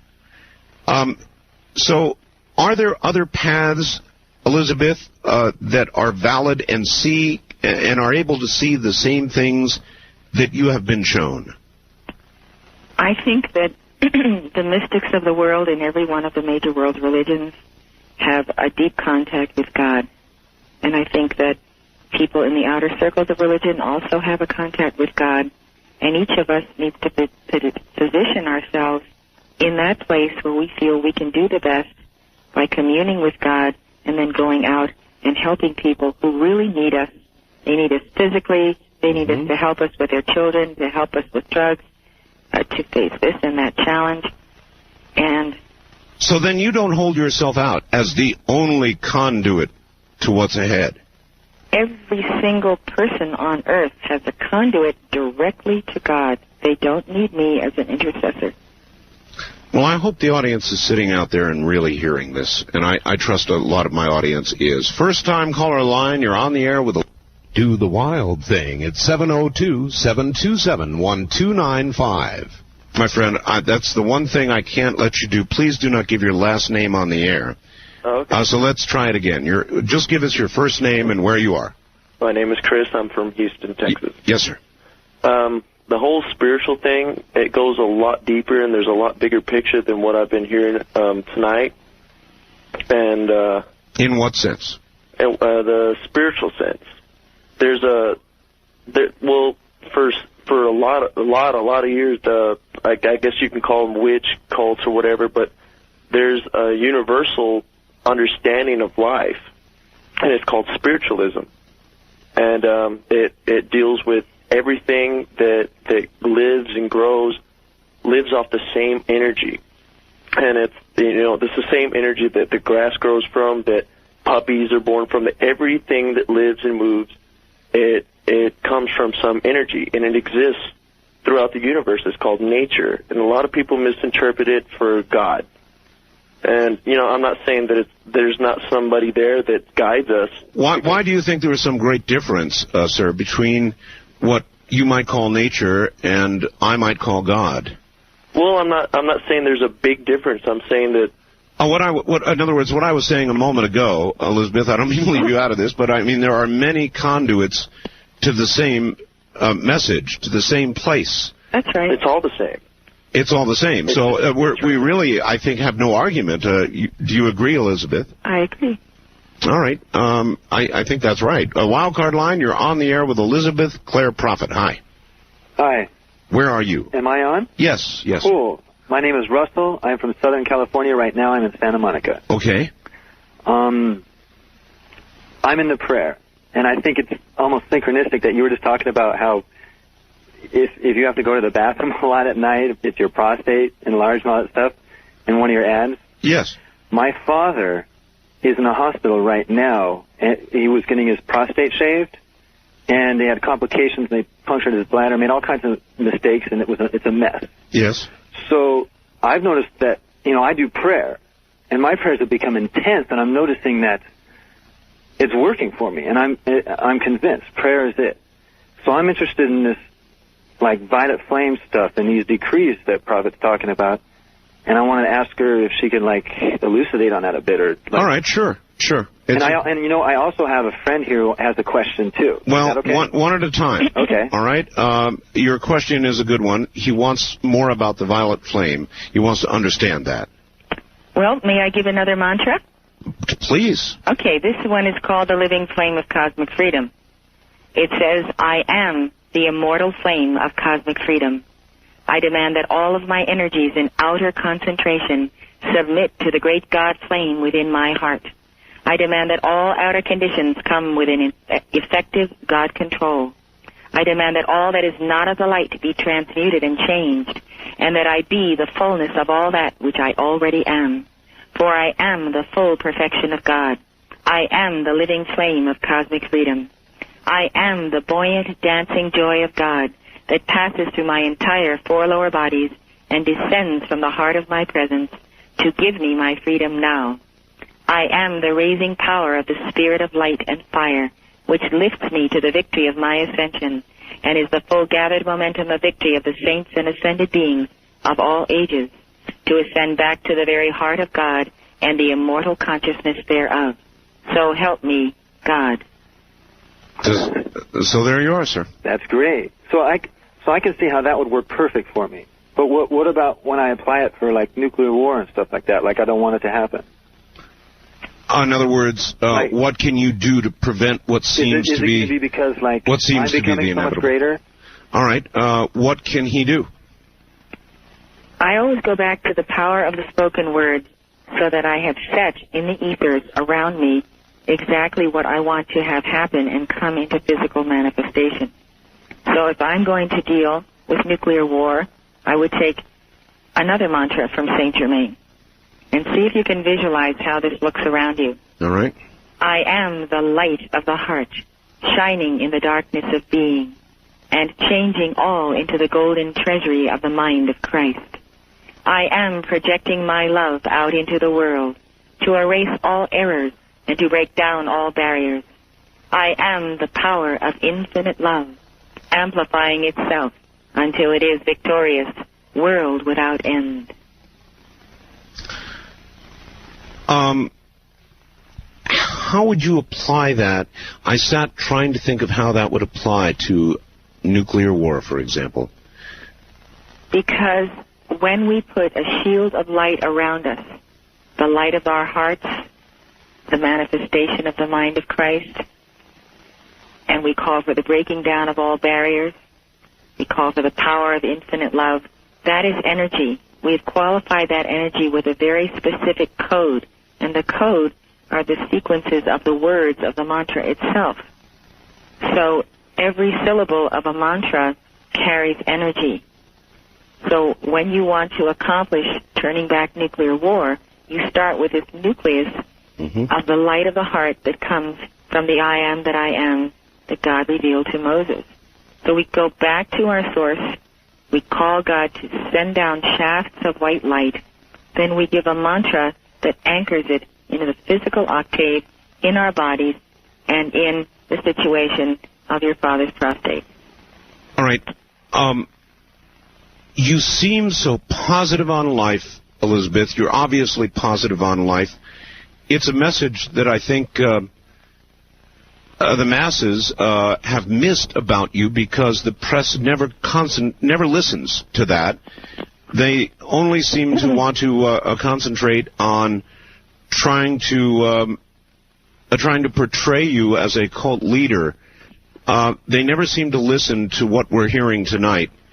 And so I'm glad we've been able to hear it. What is your best assessment? You're certainly optimistic about what we can try and avoid, how we can try to avoid it, but does it seem increasingly inevitable to you? I hate to hear the word inevitability because it almost becomes a prediction. You know, whatever we affirm, we become self-fulfilling. So I'm one of this person that never says die. I'm going to work and try to help God and all of the people that I know to come into a higher alignment with the reality of the universe. All right. East of the Rockies, you're on the air with Elizabeth Clare Prophet. Hello, where are you, please? Donnie in Baton Rouge. Baton Rouge, Louisiana. Yes, sir? Okay. Mr. Bell and Ms. Prophet. Okay, I've been listening tonight, and in the past, I have had myself gone through with my family, my entire family, as a matter of fact, classes that we would talk spiritualism, I guess, you know, for lack of a better way of putting it, astral projection and reincarnation and all these things, okay? And, you know, here in the past couple of years, I have switched over to Catholicism, okay? And, you know, one of the questions, I really have two questions for Ms. Prophet. Well, we've only got time for one quick one, sir, so give us your best shot. Okay, all right, best shot. All right, well, in the Bible, you know, I notice that she mixes a lot of Bible with what she's teaching. Yes. Okay? And the Bible talks about, for by grace are you saved through faith. All right, that not of yourselves, it is a gift of God, not of works, lest any man should boast. Okay? And what I want to key on there is not of works. All right, where reincarnation really teaches works, because all I'm looking for is truth. All right? And I've been listening with a really open mind, and I want to hear what she has to say about, you know, the working part of it. All right. We will tackle again reincarnation and the Bible when we get back. My guest is Elizabeth Clare Prophet, and we're at the bottom of the hour. If you have a question, we've got the phone lines. I think that's how it works. This is Talk Radio. I'm Art Bell. Indeed, it is. And I wonder if you've been listening, if Elizabeth Clare Prophet is what you thought she would be. Does she fit into the mold that the media has been serving up to you for years, or not? First-time caller line, you're on the air with Elizabeth Clare Prophet. Good morning. Where are you, please? Good morning. Calling from Minneapolis. Minneapolis, all right. Art, I really love your show. I have a lot of converts. We listen to you religiously. Thank you. Elizabeth, I believe you are well-intentioned. However, I believe you are rewriting the gospel, the Christian gospel, using bits and pieces to suit your own beliefs. And I know this will sound very strong. I think you are being misled by deceiving spirits, which the Bible warns against time and time again. All right. Go ahead and answer that, Elizabeth. Well, I would say to her that I understand her concerns, but the scriptures also say, judge not lest ye be judged. And in a sense, you, the caller, are judging me when you don't know what is in my heart or in the innermost recesses of my being. Well, I don't really see how you can make a judgment of me simply because of this doctrine or that doctrine. There's more to me than just doctrine. I'm sure there is. One thing that is clear to me, Elizabeth, after listening to you this morning, is that what the popular press has made you out to be is definitely not what you are at all. Whatever you are, you certainly are not what they say you are, and I hope that that's come clear to my listeners this morning. I suspect it has, those who have really listened. Wildcard line, you're on the air with Elizabeth Clare Prophet. Hi. Hi. I'm on the air? You are. My name is Julie. I'm calling from West L.A. Hi, Julie. Hi, Elizabeth. I've just recently been exposed to your teaching, so it's really a joy to talk to you. My question is that it makes sense to me that we're all energy, and so by invoking a vibration or a color to create change within ourselves or outside of ourselves with these kind of affirmations, that makes sense. When I'm looking at these decrees, I'm a little overwhelmed with the number of them, and some of the words are unfamiliar, and I think it's important to come from the heart. How do you know when you're really there? How long does it take, or what do you have to do to make sure that you're really coming from the place that's going to create that transformation in your life or in the lives of things that are important outside of ourselves? Well, you can go to the Minneapolis Teaching Center and get some booklets on decrees, like angel booklets on how to decree for certain things. How do you know when you've accomplished it? Because you feel the Holy Spirit upon you. Because you feel that through your prayers and your communion with God, you've come to a new plane of oneness with that Spirit. And I think you come to recognize it after you've decreed and given the type of signs of the spoken word that we do. You get to recognize and you know when you have accomplished that goal. That self-doubt melts away? It sure does. How long does that take? Just do it every day. Just get up in the morning and thank God that you don't have to have doubt and fear, because He loves you and He will give you the fearlessness flame. Call for the fearlessness flame. The fearlessness. Call for the binding of all doubt and fear in your life. Thank you very much. You're welcome. All right. East of the Rockies, you're on the air with Elizabeth Clare Prophet. Hi. Yes, I'm calling from Michigan. Yes, sir. And before she gets off the air, sir, if you could get a 800 number, a phone number to order her book, that would be appreciated. Well, I'll bet her book is available at Barnes & Noble. Oh. That's right. Any Barnes & Noble across the country. Okay. And my question has to do with one of, I come from a Catholic background, pretty much, sad to say, but true, I've pretty much turned my back on that.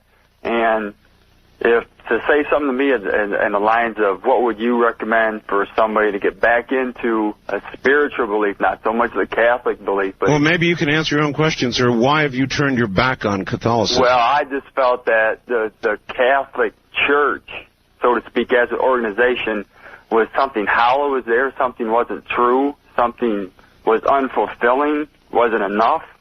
There's more to it than what they had to offer. That's just what was my feelings. And, I just pretty much trotted along, and up till the last little while I figured there must be more, how do you get to a more spiritual feeling? What would you recommend? Well, I would suggest that you take up the teachings of the Ascended Masters so that you can come to the realization that so much has been taken out of Christianity that we have a watered-down religion that is not going to be able to serve us when we have to fight a battle of Armageddon, whether within ourselves or on a planetary scale. And I think that that's what happened at the Council of Nicaea, that we lost reincarnation, so we lost our reason for being. Elizabeth, are there writings that live today that document what originally was in the Bible with regard to reincarnation? Are there actual writings? Well, the main one that we look to is the Elijah Come Again story. That's what we look to, because that's what Jesus told his disciples. A lot has been cut out of the Bible. Scholars themselves are not certain. So I think that when you get to the Nag Hammadi texts and other documents that have been found, such as the Dead Sea Scrolls, you begin to get an entirely different take on Christianity, one that is strong, one that is hopeful, one that is full of love, compassion, and peace toward others. All right. West of the Rockies, you're on the air with Elizabeth Clare Prophet. Hi. Yeah, hi, this is Richard in Eugene. Hello, Richard. Yeah, good morning and bless you both. Elizabeth, you mentioned your ranch in Montana. I was just wondering where that might be, and you said it could be visited. That's right. We're at the northern entrance to Yellowstone Park. The town is Gardner, Montana. Gardner? Yeah, Gardner, Montana, and we have 8 miles of river, Yellowstone River, on our property, as well as 5 miles of continuous border with Yellowstone Park. It's magnificent. Is there a phone number? Yeah, phone number is 406-848-7441. Wait a minute. Everybody's scrambling for pens. That's 406. I can give you my 800 number, 1-800-437-3366. 3366? Okay, that's 1-800-437-3366. And people are welcome to come and visit and take part if they like. You're most welcome, and we'd like to see you there. Great. You can also visit us on our website with www.psl.org. All right, and if it will help, caller, if you're used to going to my website, we have a link up there right now to Elizabeth Clare Prophet's website. All right, thank you very much. All right, thank you. And I also took the trouble to scan a very, very nice, flattering, I thought, black and white photograph of you, Elizabeth, and put that on the website as well. Oh, that's very kind of you. We're almost done. Hang in there. First-time caller line. You're on the air with Elizabeth Clare Prophet. Hi. Oh, hello. Where are you? I'm from Boise, Idaho. Okay. And I want to go to bed, but I wanted to talk. Well, that puts you in the category with several others, I'm sure. How many are there before me? Go right ahead. Ask a question. Oh, okay. First of all, I just wanted to say hi to Art, and that it seems like I've known Art all this time only because I listen to his tapes. My husband works day and night, and he records them. Anyway, I just wanted to tell Elizabeth Clare Prophet that I am grateful that she was interviewed, and also that Art's wishes, came true. Well, I'm originally from South America, but I'm living here in Boise, and I just like to testify the Violet Flame. I found the teachings in 1977, and this is 97, so I think it's been 20 years.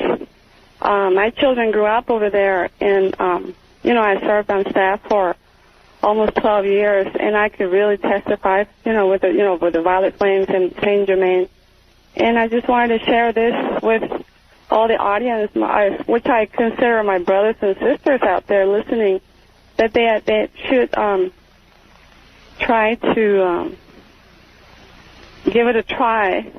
Well, at least hold an open mind and listen, and with an open mind. And when you do that, you're liable to actually hear something and learn something and be surprised that what you thought was true perhaps is not. Wildcard line, you're on the air with Elizabeth Clare Prophet. Hi.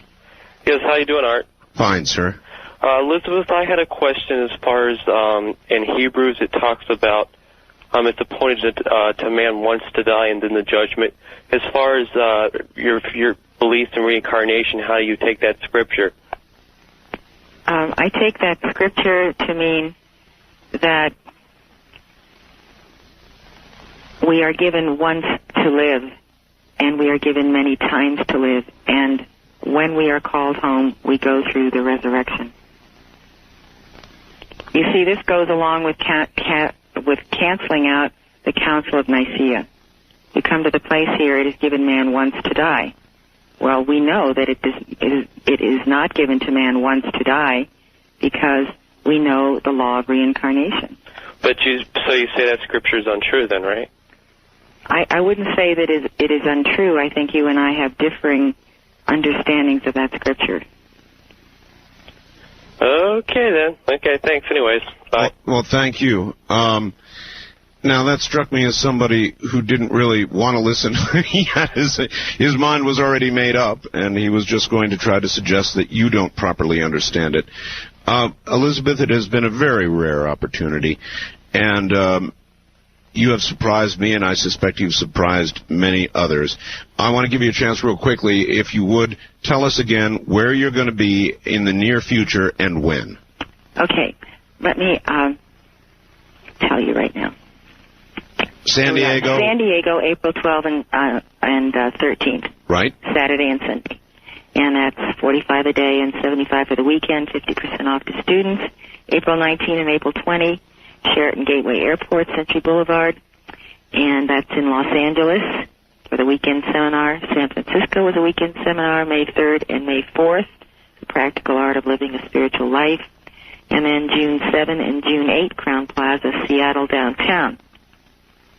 We also have events happening at Cal State University, Long Beach on April 15th and Thursday, the 17th in Los Angeles at UCLA, and that's $7 admission fee for the evening for students and very reasonable. professors and whoever else wants to come. All right, and your book, Reincarnation, The Missing Link in Christianity, is available, Barnes & Noble, just about every place across the country. Is that right? Right.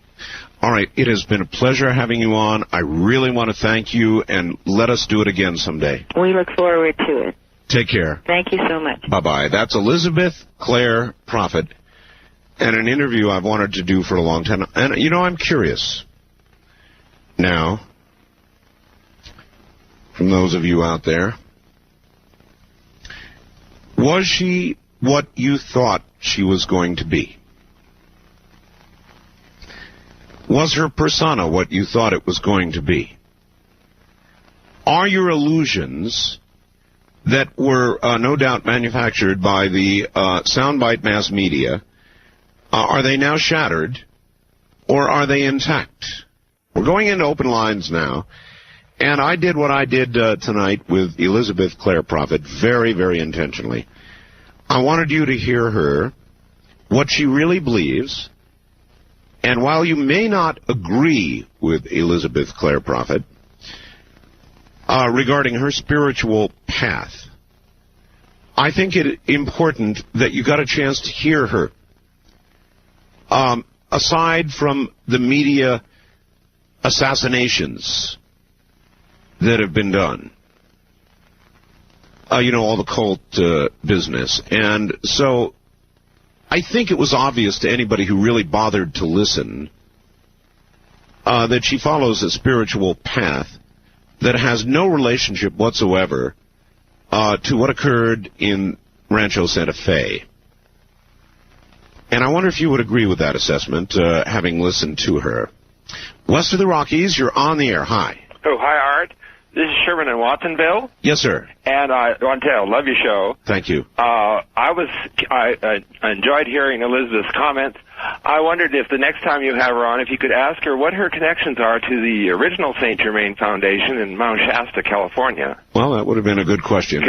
What I'm curious about, sir, is what I just asked about. There's a popular conception of her foisted on the American people by the press.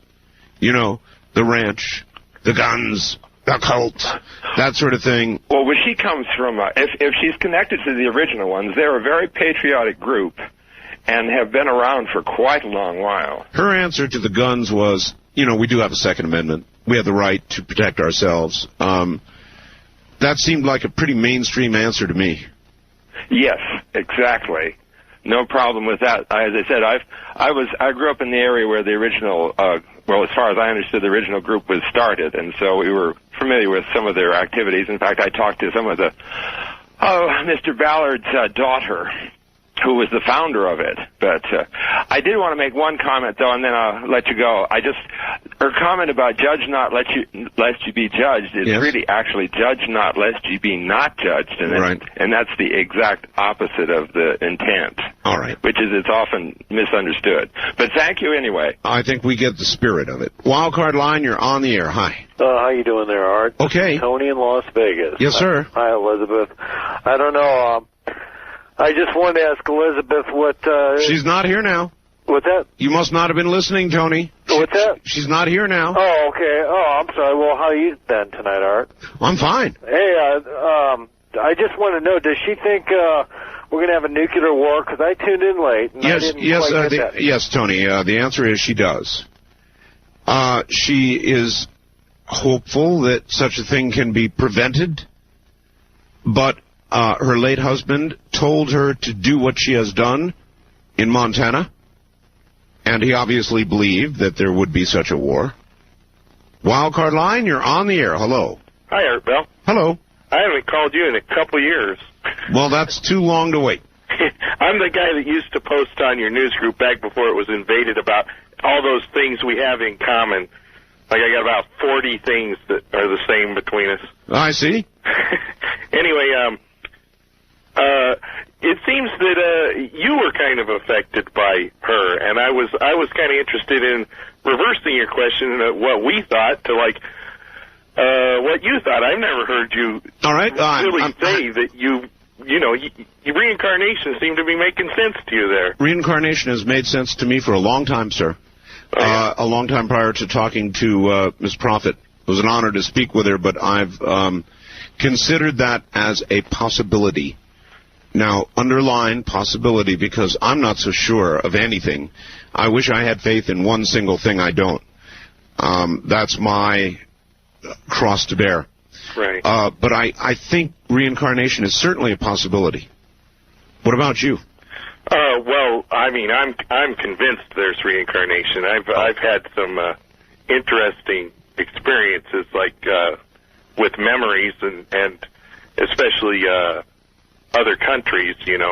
I had this vision, a waking vision, laying in bed of a scene in India. And there was sitar music in my ears. You have to remember, I'm not asleep here. I'm meditating. And I see a scene in a restaurant. And I know nothing about India, but I know where I am.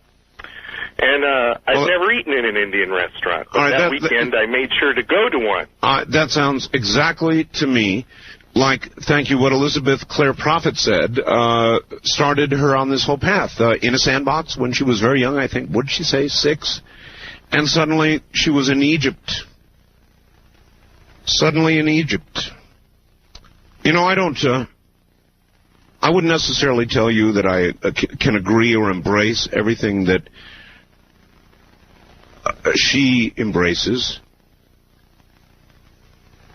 But on the other hand, what I did want to do was do what the rest of the media does not do. And that's what we do here. And that is, I'll try and really find out what a person is about, what they really do believe. And there are several things that came through with crystal clarity. And that is that she believes in life, not death. And that she is not leading a group of people to a self-propelled Armageddon, as would seem to be the case with the Heaven's Gate group. We'll be right back. Well, wait till you hear this. This is from Steve in Portland, who always writes, "Till the comet do us part." Does Hillary Clinton listen to Coast to Coast? This is an Associated Press article. Hillary Rodham Clinton today denied administration officials tried to hush up a key figure in the Whitewater investigation by finding him work, calling that suggestion part of a never-ending fictional conspiracy. She said, get this, folks, the fuss over the Whitewater probe reminded her of, quote, some people's obsession with UFOs and Hale-Bopp comet some days. Hours, end quote. Hours later, President Clinton threw back his head and laughed when he heard about his wife's remark and said, did she say that? That's pretty good, he told reporters. Asked if he agreed with Mrs. Clinton's assessment, the president added, if I didn't, I wouldn't disagree with her in public. Yeah, I bet you wouldn't.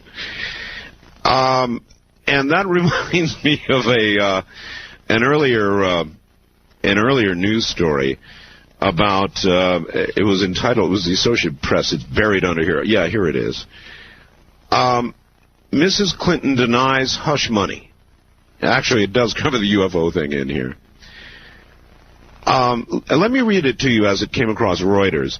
Hillary Rodham Clinton says the Whitewater affair is a never-ending fictional conspiracy pursued by zealous critics who remind her of the UFO cult followers who committed mass suicide. The First Lady's colorful remarks were part of a denial of any White House attempt to get hush money to former Associate General Webster Hubbell to keep him from telling all he knows. Now, I liked the headline. Mrs. Clinton denies hush money. What else would you expect? I mean, how else would you read that headline? Mrs. Clinton admits hush money? Or, yes, we paid him big bucks? Or, course she denies hush money. And I'm not saying that any hush money was paid. I'm just laughing at the headline. And by the way, I've got some pretty good quotes for you as the show goes on. First-time caller line, you're on the air. Hello. Oh, hello. Art Bell? Yes. Oh, hi. I've been listening to your program off and on. If I don't fall asleep, it's so interesting. I wondered if you have ever visited Prophet's place. No, I never have. Well, my husband got very interested in her, and we went up there to see the whole place, and it really is a cult. I hate to tell you, but we spoke to people. She sells property to the people. At that time, this is several years ago. Well, that doesn't make it a cult. No, but she sells it to them for $48,000, and then they have to give it back to her. And they're only allowed a strip of land there. And we spoke to people that they're terrified to go on the outside because she depicts just doom for everybody if they leave that place. And one man was terribly upset. He said he just hates it there. His wife is terrified. But ma'am, I have had countless, her visit to come on the show to be a guest. Right. Was advertised, 2 or 3 weeks ahead of time. Right. And I've had countless faxes and emails from people who were inside. Right. With varying opinions, but none of them said that there was any problem when they wanted to leave. They just walked out. Well, yes, it's again an inner strength. So it's not that, but what I'm trying to say is, when you're saying it's a cult, my traditional understanding of a cult is that it doesn't quite work that way. People just don't walk out when they want to. Well, I don't know how many have walked out because we could have stayed for dinner, but these people donate all their services, and there's some very intelligent people. So you were one day there? Yes, but I mean, what we saw, and we went out and that's a lot to conclude on the basis of 1 day and not even staying for dinner. There wasn't a smiling face in there. It was very depressing. These people there wasn't one person who looked happy, I'll tell you that. All right. Well, look, I appreciate your call, but I'm sorry. I'm not buying into it's a cult because I didn't see smiles on their faces. Or I went to visit and they didn't seem happy. God, that's so dangerous. The reason I had her on was so that you could actually hear what the woman believes, whether or not you agree with what she said. I wanted to do what most of the American media does not do, and that's actually allow you to hear what she believes. Not to clip up sound bites and serve them up in an effort to shape a story the way you want it to be. Cult, guns, bunkers, that sort of thing. Did you really sense that that's what she was all about as you listened? Did you sense that here was a woman who was going to bring about, as David Koresh did, either by antagonizing the authorities or himself firing the first shot, depending on what you believe about that? He brought on his own apocalypse. Did you sense that from her? No, I don't think so. That's why I had her on. I've had a pretty good taste myself lately of what the American media serves up when it decides it wants a story portrayed in a certain way. It's not fair. A wildcard line, you're on the air. Hi. Good evening, Art. Good evening. Yes, we had an occasion, Bob and Pocatello, we had occasion to visit the Church Universal Triumphant. You actually went over and visited, huh? Yeah. We had made some acquaintances up in the park of some pretty sensitive and talented people, and their ranch is, of course, their property goes up from Gardner to South Entrance. And I might, to this lady who was concerned about the buffalo being killed, I might say the state of Montana is doing the killing of the buffalo. And yeah, I know there's a big fight going on about that. They just sort of wanted to lump her in with that. Well, I just wanted to set that straight. But in any case, their freedom to worship the way they want to worship is assuring my freedom to worship the way I want to worship. And I think what happened at Waco, I mean, people are free to believe what they want to believe, and I was very concerned for the Church Universal Triumphant when the thing happened down at Waco, because I think they have a parallel thing to probably you have and I have. That is that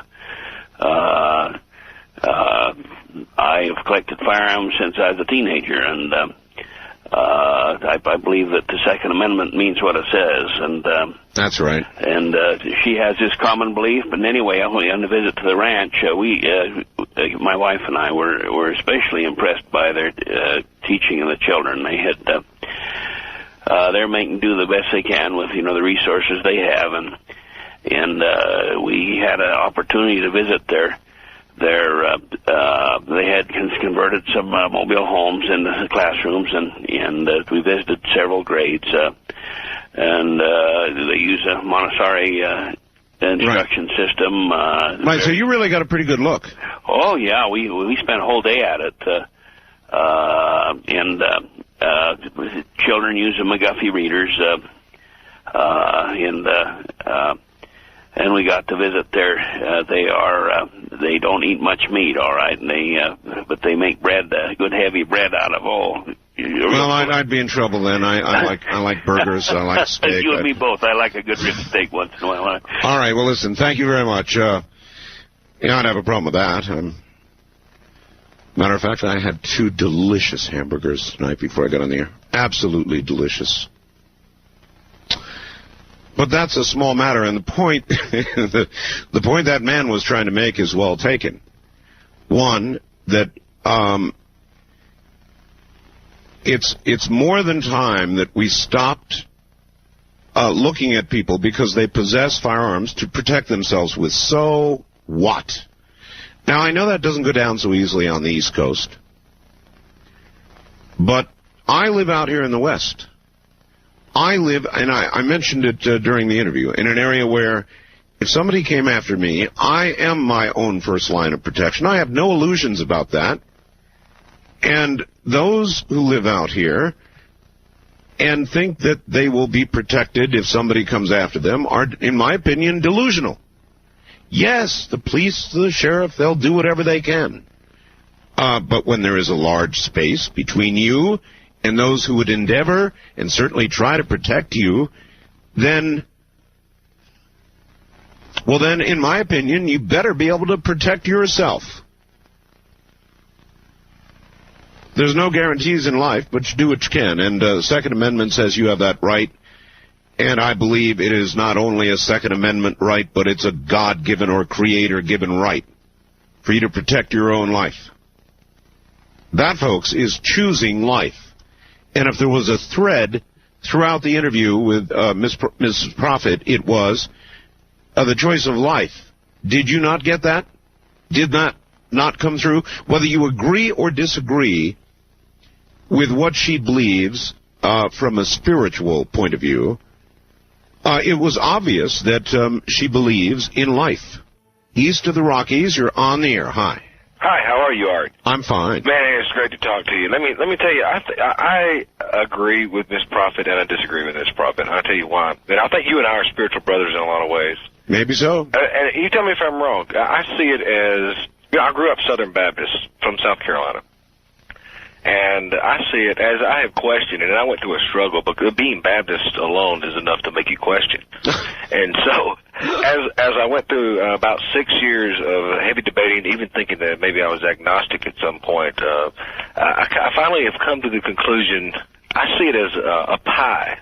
As we have Christianity, we have Buddhism, we have a number of religions, you add all of them into this piece of the pie. And we've kind of broken our own pieces of the pie into Christianity, and this is what I believe. Mm-hmm. Well, I think if we're willing to see, just like Miss Prophet has done, she has her piece of the pie, and who knows if we'll ever see that whole picture or eat the whole pie, if you will. But if we'll just look beyond those walls, we'll see the connectedness, and that it's one big pie.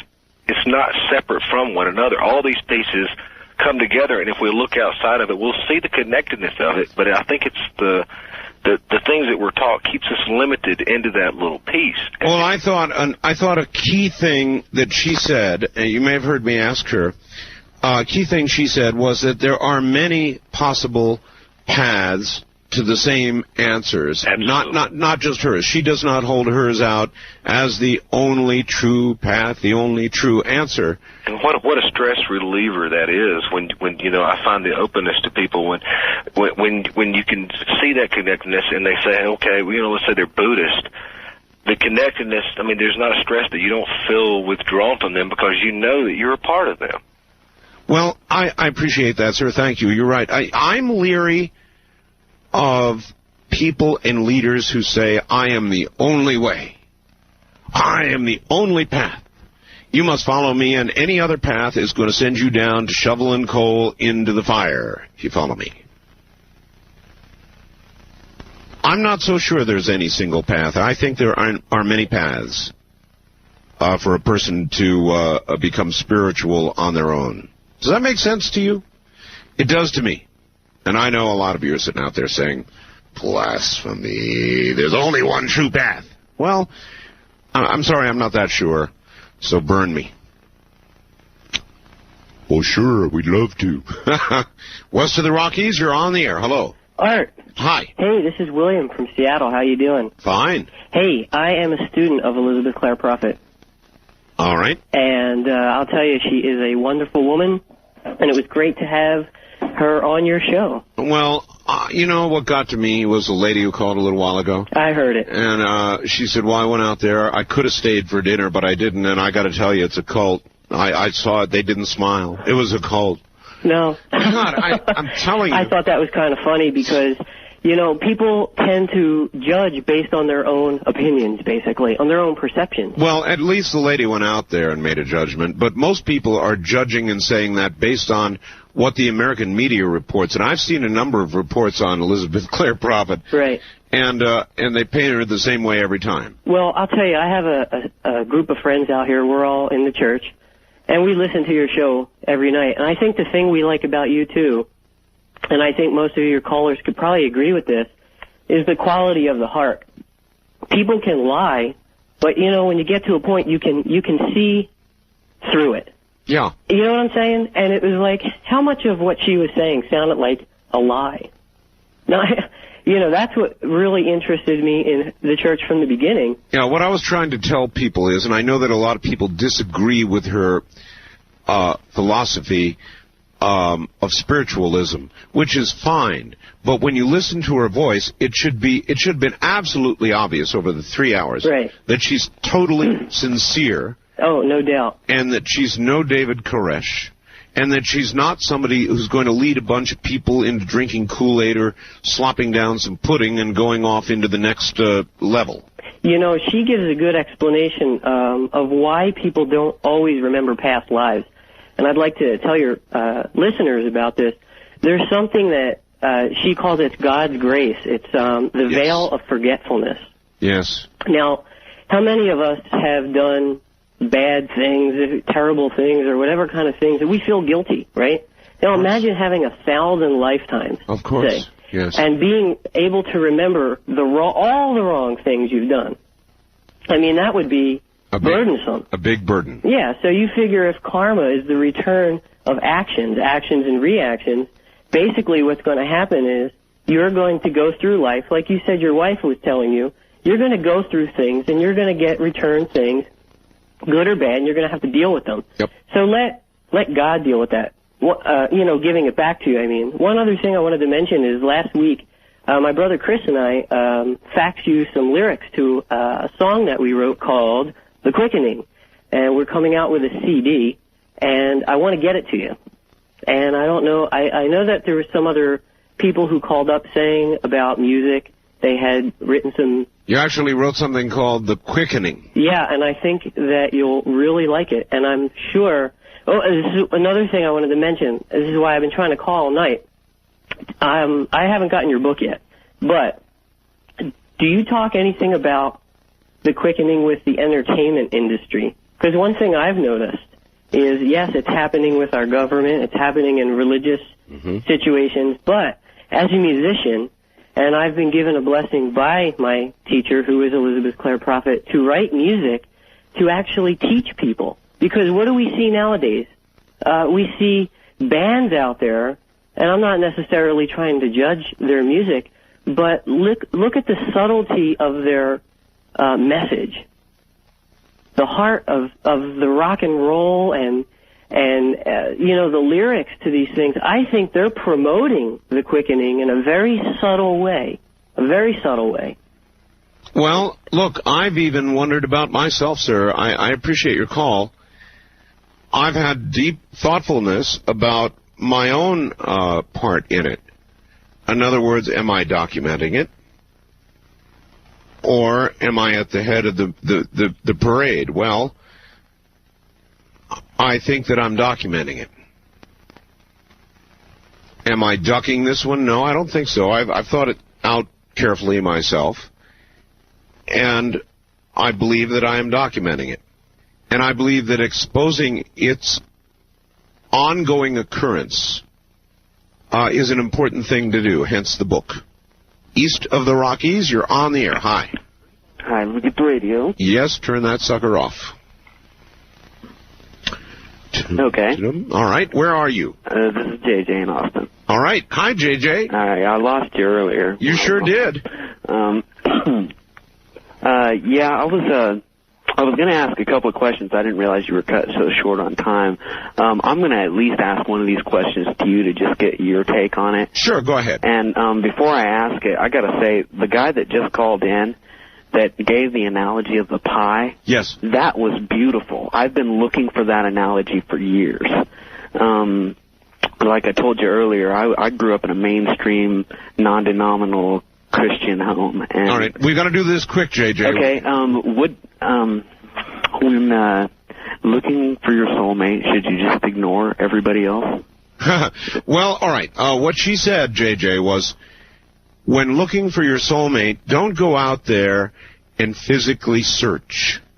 What she said was build within yourself, and there will be a light around you, and when you meet your soulmate, there will be no question about it. She said, I believe in love at first sight. And by the way, JJ, so do I.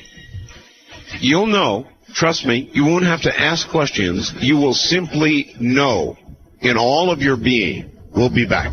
First time caller line, you're on the air. Hi. Hi, I'm Louise from the San Francisco Bay Area coastside. Hello, Louise. We have spent some time with Elizabeth Clare Prophet. Have you? We used to live in Montana. Ah. We moved up there the same month, same year as they did, about 70 miles from their ranch.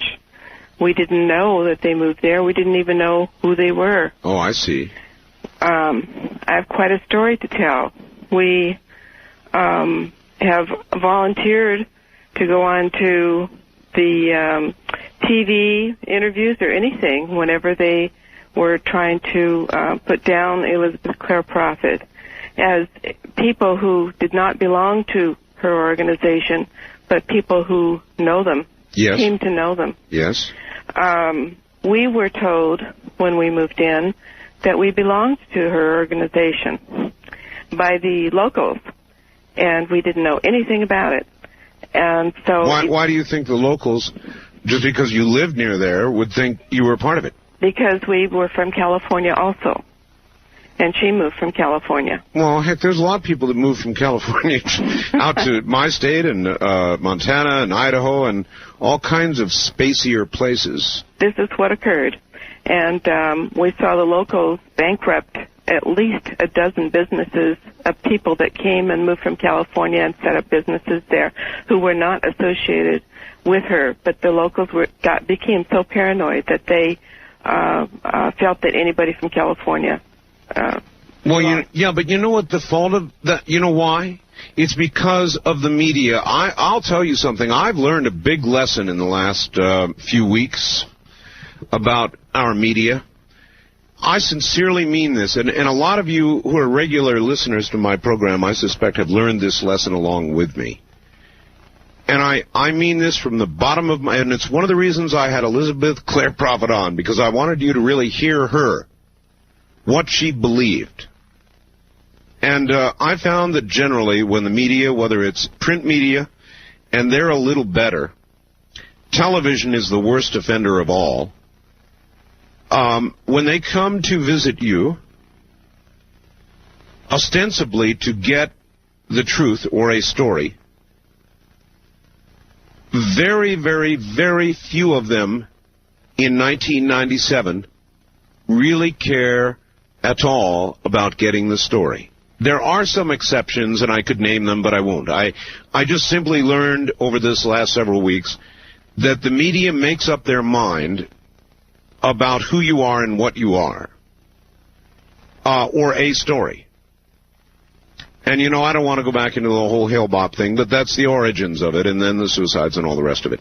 And once the media has decided they're going to tell a story a certain way, by God, they're going to tell it that way, and don't let the facts get in the way. They don't want to hear about the facts, particularly if it's going to ruin the angle of their story.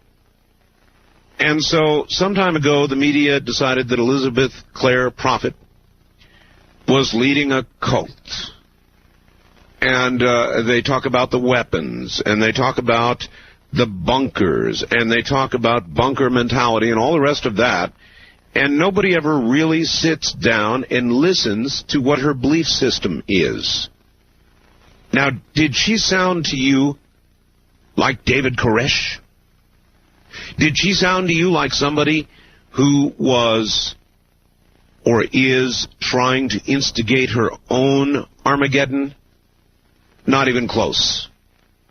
Not if you listened. Now, you may certainly disagree with her spiritual philosophy, and that's fine.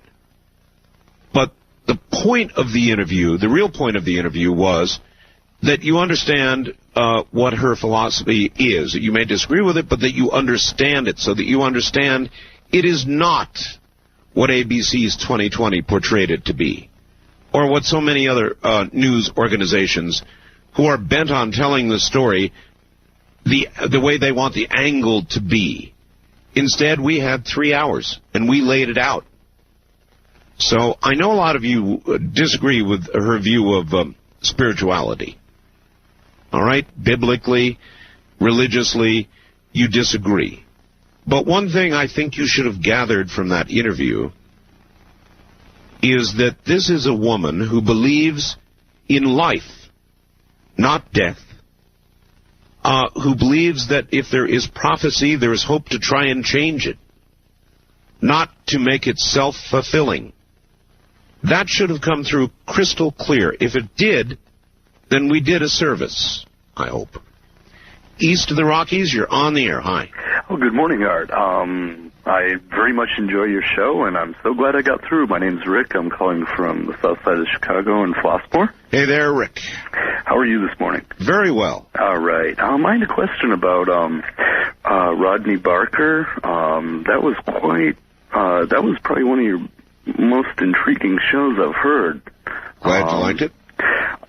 My question is, did you do any more, how shall I say, investigating or looking into basically his claims, or with what is really going on in the ocean? I would say that about 90% of the people who responded, who had looked into this, verified that what he said is exactly true. Well, I have to say that myself. I lived in North Carolina for a couple of years in Wilmington, the Cape Fear River, and I have friends there who I called that day, and I actually went and got one of his books, but I called and talked to them, and they verified pretty much right down the lines of everything he said. I mean, they didn't know, of course, the specifics, but, I mean, my friends live near the ocean, or one of them lives right on the ocean, and I was just so appalled because I love seafood, and, you know, I've lived near the ocean most of my life, so, I mean, wow. I mean, what can we do? I mean, is probably be my next question, if anything. Well, actually, Elizabeth Clare Prophet was a lot more positive about where all this is going than I am. I'm afraid I'm not that positive. I think we've passed the point of no return. Right, like with the plane. Yep. I do. And that doesn't mean the end of the world, as I keep telling everybody. It just means we're going to have a change. And I think that, thank you very much, that I've documented that. Again, book plug. This is really important to me. This is really important to me. I didn't write this book to make a bunch of money. If it makes money, fine. You know, authors don't make a lot of money in books. I wrote this book because I wanted you to know. I wanted to document for you carefully exactly what I've been telling you. And I'm not a Native American, but I do believe that we are pushing Mother Earth. And she's getting ready to push back. As a matter of fact, the first pressure can be felt all around us in every area of human endeavor. Socially, we talked about the blank-eyed little kids that are killing each other at an ever-increasing rate. Violence among our young is just absolutely going through the roof. Down a little bit, did you know, for adults? But going way up among the young. Why do you suppose that might be? Way up. That's where we've got our problem. Drug use among the young, way up. Economically, look down a few years and you'll see what's going to happen. I describe it in the book. Politically, my God, what a mess. I view both present political parties as hopeless disasters, crippled by scandal and by meaningless debate. And I could go on and on and on, and I do in this book. That was the whole point of the book, and it's all quite well documented. Is it simply a product of modern media? In other words, we're hearing more about it? That's the argument detractors would make of what I believe. Well, my book will prove to you that indeed it is not simply more mass communication, that this trending, this quickening is very real, absolutely real, and occurring now. We're in the middle of it now. And that's why I wrote this book. It's important to me. It's really important to me, and I think it's important to everybody. And I'm not a prophet, so I sure can't tell you what's coming. I can only tell you something is. A change is on the way.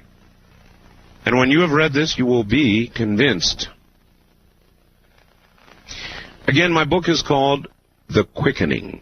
West of the Rockies, you're on the air. Hi. Good morning, Art. Good morning, sir. This is Charlie calling from Medford. Yes, sir. And I just want to make a little comment here real quick about if you've been watching any of your local network news on TV lately in the past 2 or 3 days about that missing bomber. The A-10. Have you noticed how, even our local channels here in the Medford area are dropping little insidious little hints that this guy has just up and flown the coop with the plane? Sure, broken arrow kind of deal. Oh, yeah. They're just dropping these insidious little hints, and they're slowly brainwashing the general public. Now, when they find the plane, if it winds up being a crashed or downed airplane for whatever reason, they're going to still be saying he was trying to fly it to outer Mongolia somewhere and trying to make him out to be some sort of a crook. And, well, what if something did go wrong? You know, what the heck? This is the way our media is going anymore. Well, that's because it's... We do have... Sir. That's because it's a sexy story to tell. Now, listen to me for a moment. For some reason or another, he was in the mountainous area of Colorado. If his airplane went down in the mountains of Colorado, it may be arguably years, if it crashed, before the crash site is ever located. Oh, for sure. So to be jumping to these conclusions... is really premature. But it's sexy. They're putting frills and fringes on it, and I'd be surprised how many of the people out there are eating it up with a big old spoon. I know. It's terrible. I know. Of course, it could be. I mean, it could be. Yeah, but I think it is. One way or the other, let's wait and hold. It is not. That's right. Thank you. It is not the most likely a probability, in my opinion. By far not the most likely. It is the least likely. But it is the sexiest to jump to. to speculate about, oh my God, I mean, look at this. What is today's date? The 11th of April, right? Now, what is the media really trying to tell us? Let's cut through the bull. They're trying to say that the 19th is coming, the anniversary of Waco, and that we have some wild officer of the U.S. Air Force that has taken an airplane armed with 2,000 pounds worth of bombs, and some sort of terrible terroristic vengeance is going to be visited on the American people in retribution, the government for Waco once again. That's cutting through the bull and saying it like it is, right? Well, the most likely possibility is this plane crashed in the mountains. If what people are insisting upon speculating about should come true, then God help us. But I certainly would not jump to that as the most likely scenario. A wildcard line, you're on the air. Good morning, Art. Good morning. This is Mike in Glendale. Yes, sir. How are you? Fine. Yeah, just a quick 3 points. I don't think that how can anybody criticize Elizabeth when every member of Congress and their family has a bunker to go to, number one. They sure do. And as far as prophecies, my view is, this is a conjecture, it's not a prophecy, is that the world situation is unclear and calls for pragmatism. And finally, the thing I think I talked to you during a break about spiritualism. Yes, sir. And I think that there's spiritual inspiration, there's spiritualism, there's spiritual conditions, and they're all separate items. And anybody on individual spiritual paths are just as dysfunctional as any organized religion, so no one has a monopoly on, quotes, righteousness, if you will. Well, a lot of people think they do, which is what, of course, the problem is. Theirs is the only true path, and if you don't believe that, then by God, we're going to have a war. I myself am one of those Republican Protestants of the Mother Nature variation. Republican Protestant of the Mother Nature variation. That's a new one. I think the First Lady has a crush on you, Art. Goodbye, sir. Okay. Thank you for the call. Her remarks are somewhat startling, aren't they? And the president's response, I thought, was very interesting. And he said, in essence, if I disagreed with her, I sure as hell wouldn't say so in public. Now, I didn't hear the president say that. Maybe some of you did. So I would ask you, was there a big, broad smile on his face when he said that, and a laugh? Or did you detect an underlying fear? As though, were he to publicly disagree with her, there would be real hell to pay in the private part of the White House that night. West of the Rockies, you're on the air. Hi. Good morning, Art Bell. Good morning. Northern Minnesota calling. Yes, sir. Had a tremendous Northern Lights display this morning. Really? Right about 1:30, 2 o'clock our time. I mean, Art, it looked like a Hollywood opening out there with fire-breathing dragons. Well, in today's society, you might suggest it was, and people would believe it. Hollywood did it. Well, I can imagine what would happen if some of our ancient ancestors had seen that. That's true. It was, I mean, I just stood there for a half hour and just watched it. It's about 10 degrees out there, too. Do you happen to recall Father Martin? Yes. Do you remember what he said about 7 to 10 days or so, something in the skies? Watch Correct. for it? And I don't know if that's it, because quite simply it could have been that part of that flare that we're supposed to go through from the sun. Oh, it probably was. Because I can tell you right now, normally I listen to you either out of Cleveland, Omaha, yes, Chicago, yes, and one other place, Minneapolis. Yes. I couldn't pick you up on any stations early this morning during that. We're talking magnetic storm. And I mean to tell you, WLS was the only station that I could even faintly pick you up on. Minneapolis, which is only 200 air miles from me, was I couldn't pick up anything. It was just dead. Well, that's a testament then to WLS's ability to plow through even a depleted ionosphere. But I can only tell the people, I'm surprised nobody else called you. It was absolutely spectacular, Art. I appreciate the call, sir. Thank you. Thank you. And don't rule out what Father Malachi said. There would, of course, be a scientific explanation for it, right? Wildcard line, you're on the air. Hi. Hello, Art. Hi. Hey, do I get the honors? Well, actually, now that I look at the clock, you do. Yes, you do. Where are you? I'm in Palm Desert, California. That's a good place to do them from. Hey, you know what? What? I'm going to be doing an interview later this morning in Palm Desert. You might listen for it on your radio station. All right, do it. Okay. Good night, America. Well, that's the way to do it. I will add to it the rest of the cosmos. Thank you all. I'm Art Bell from the high desert. Good night.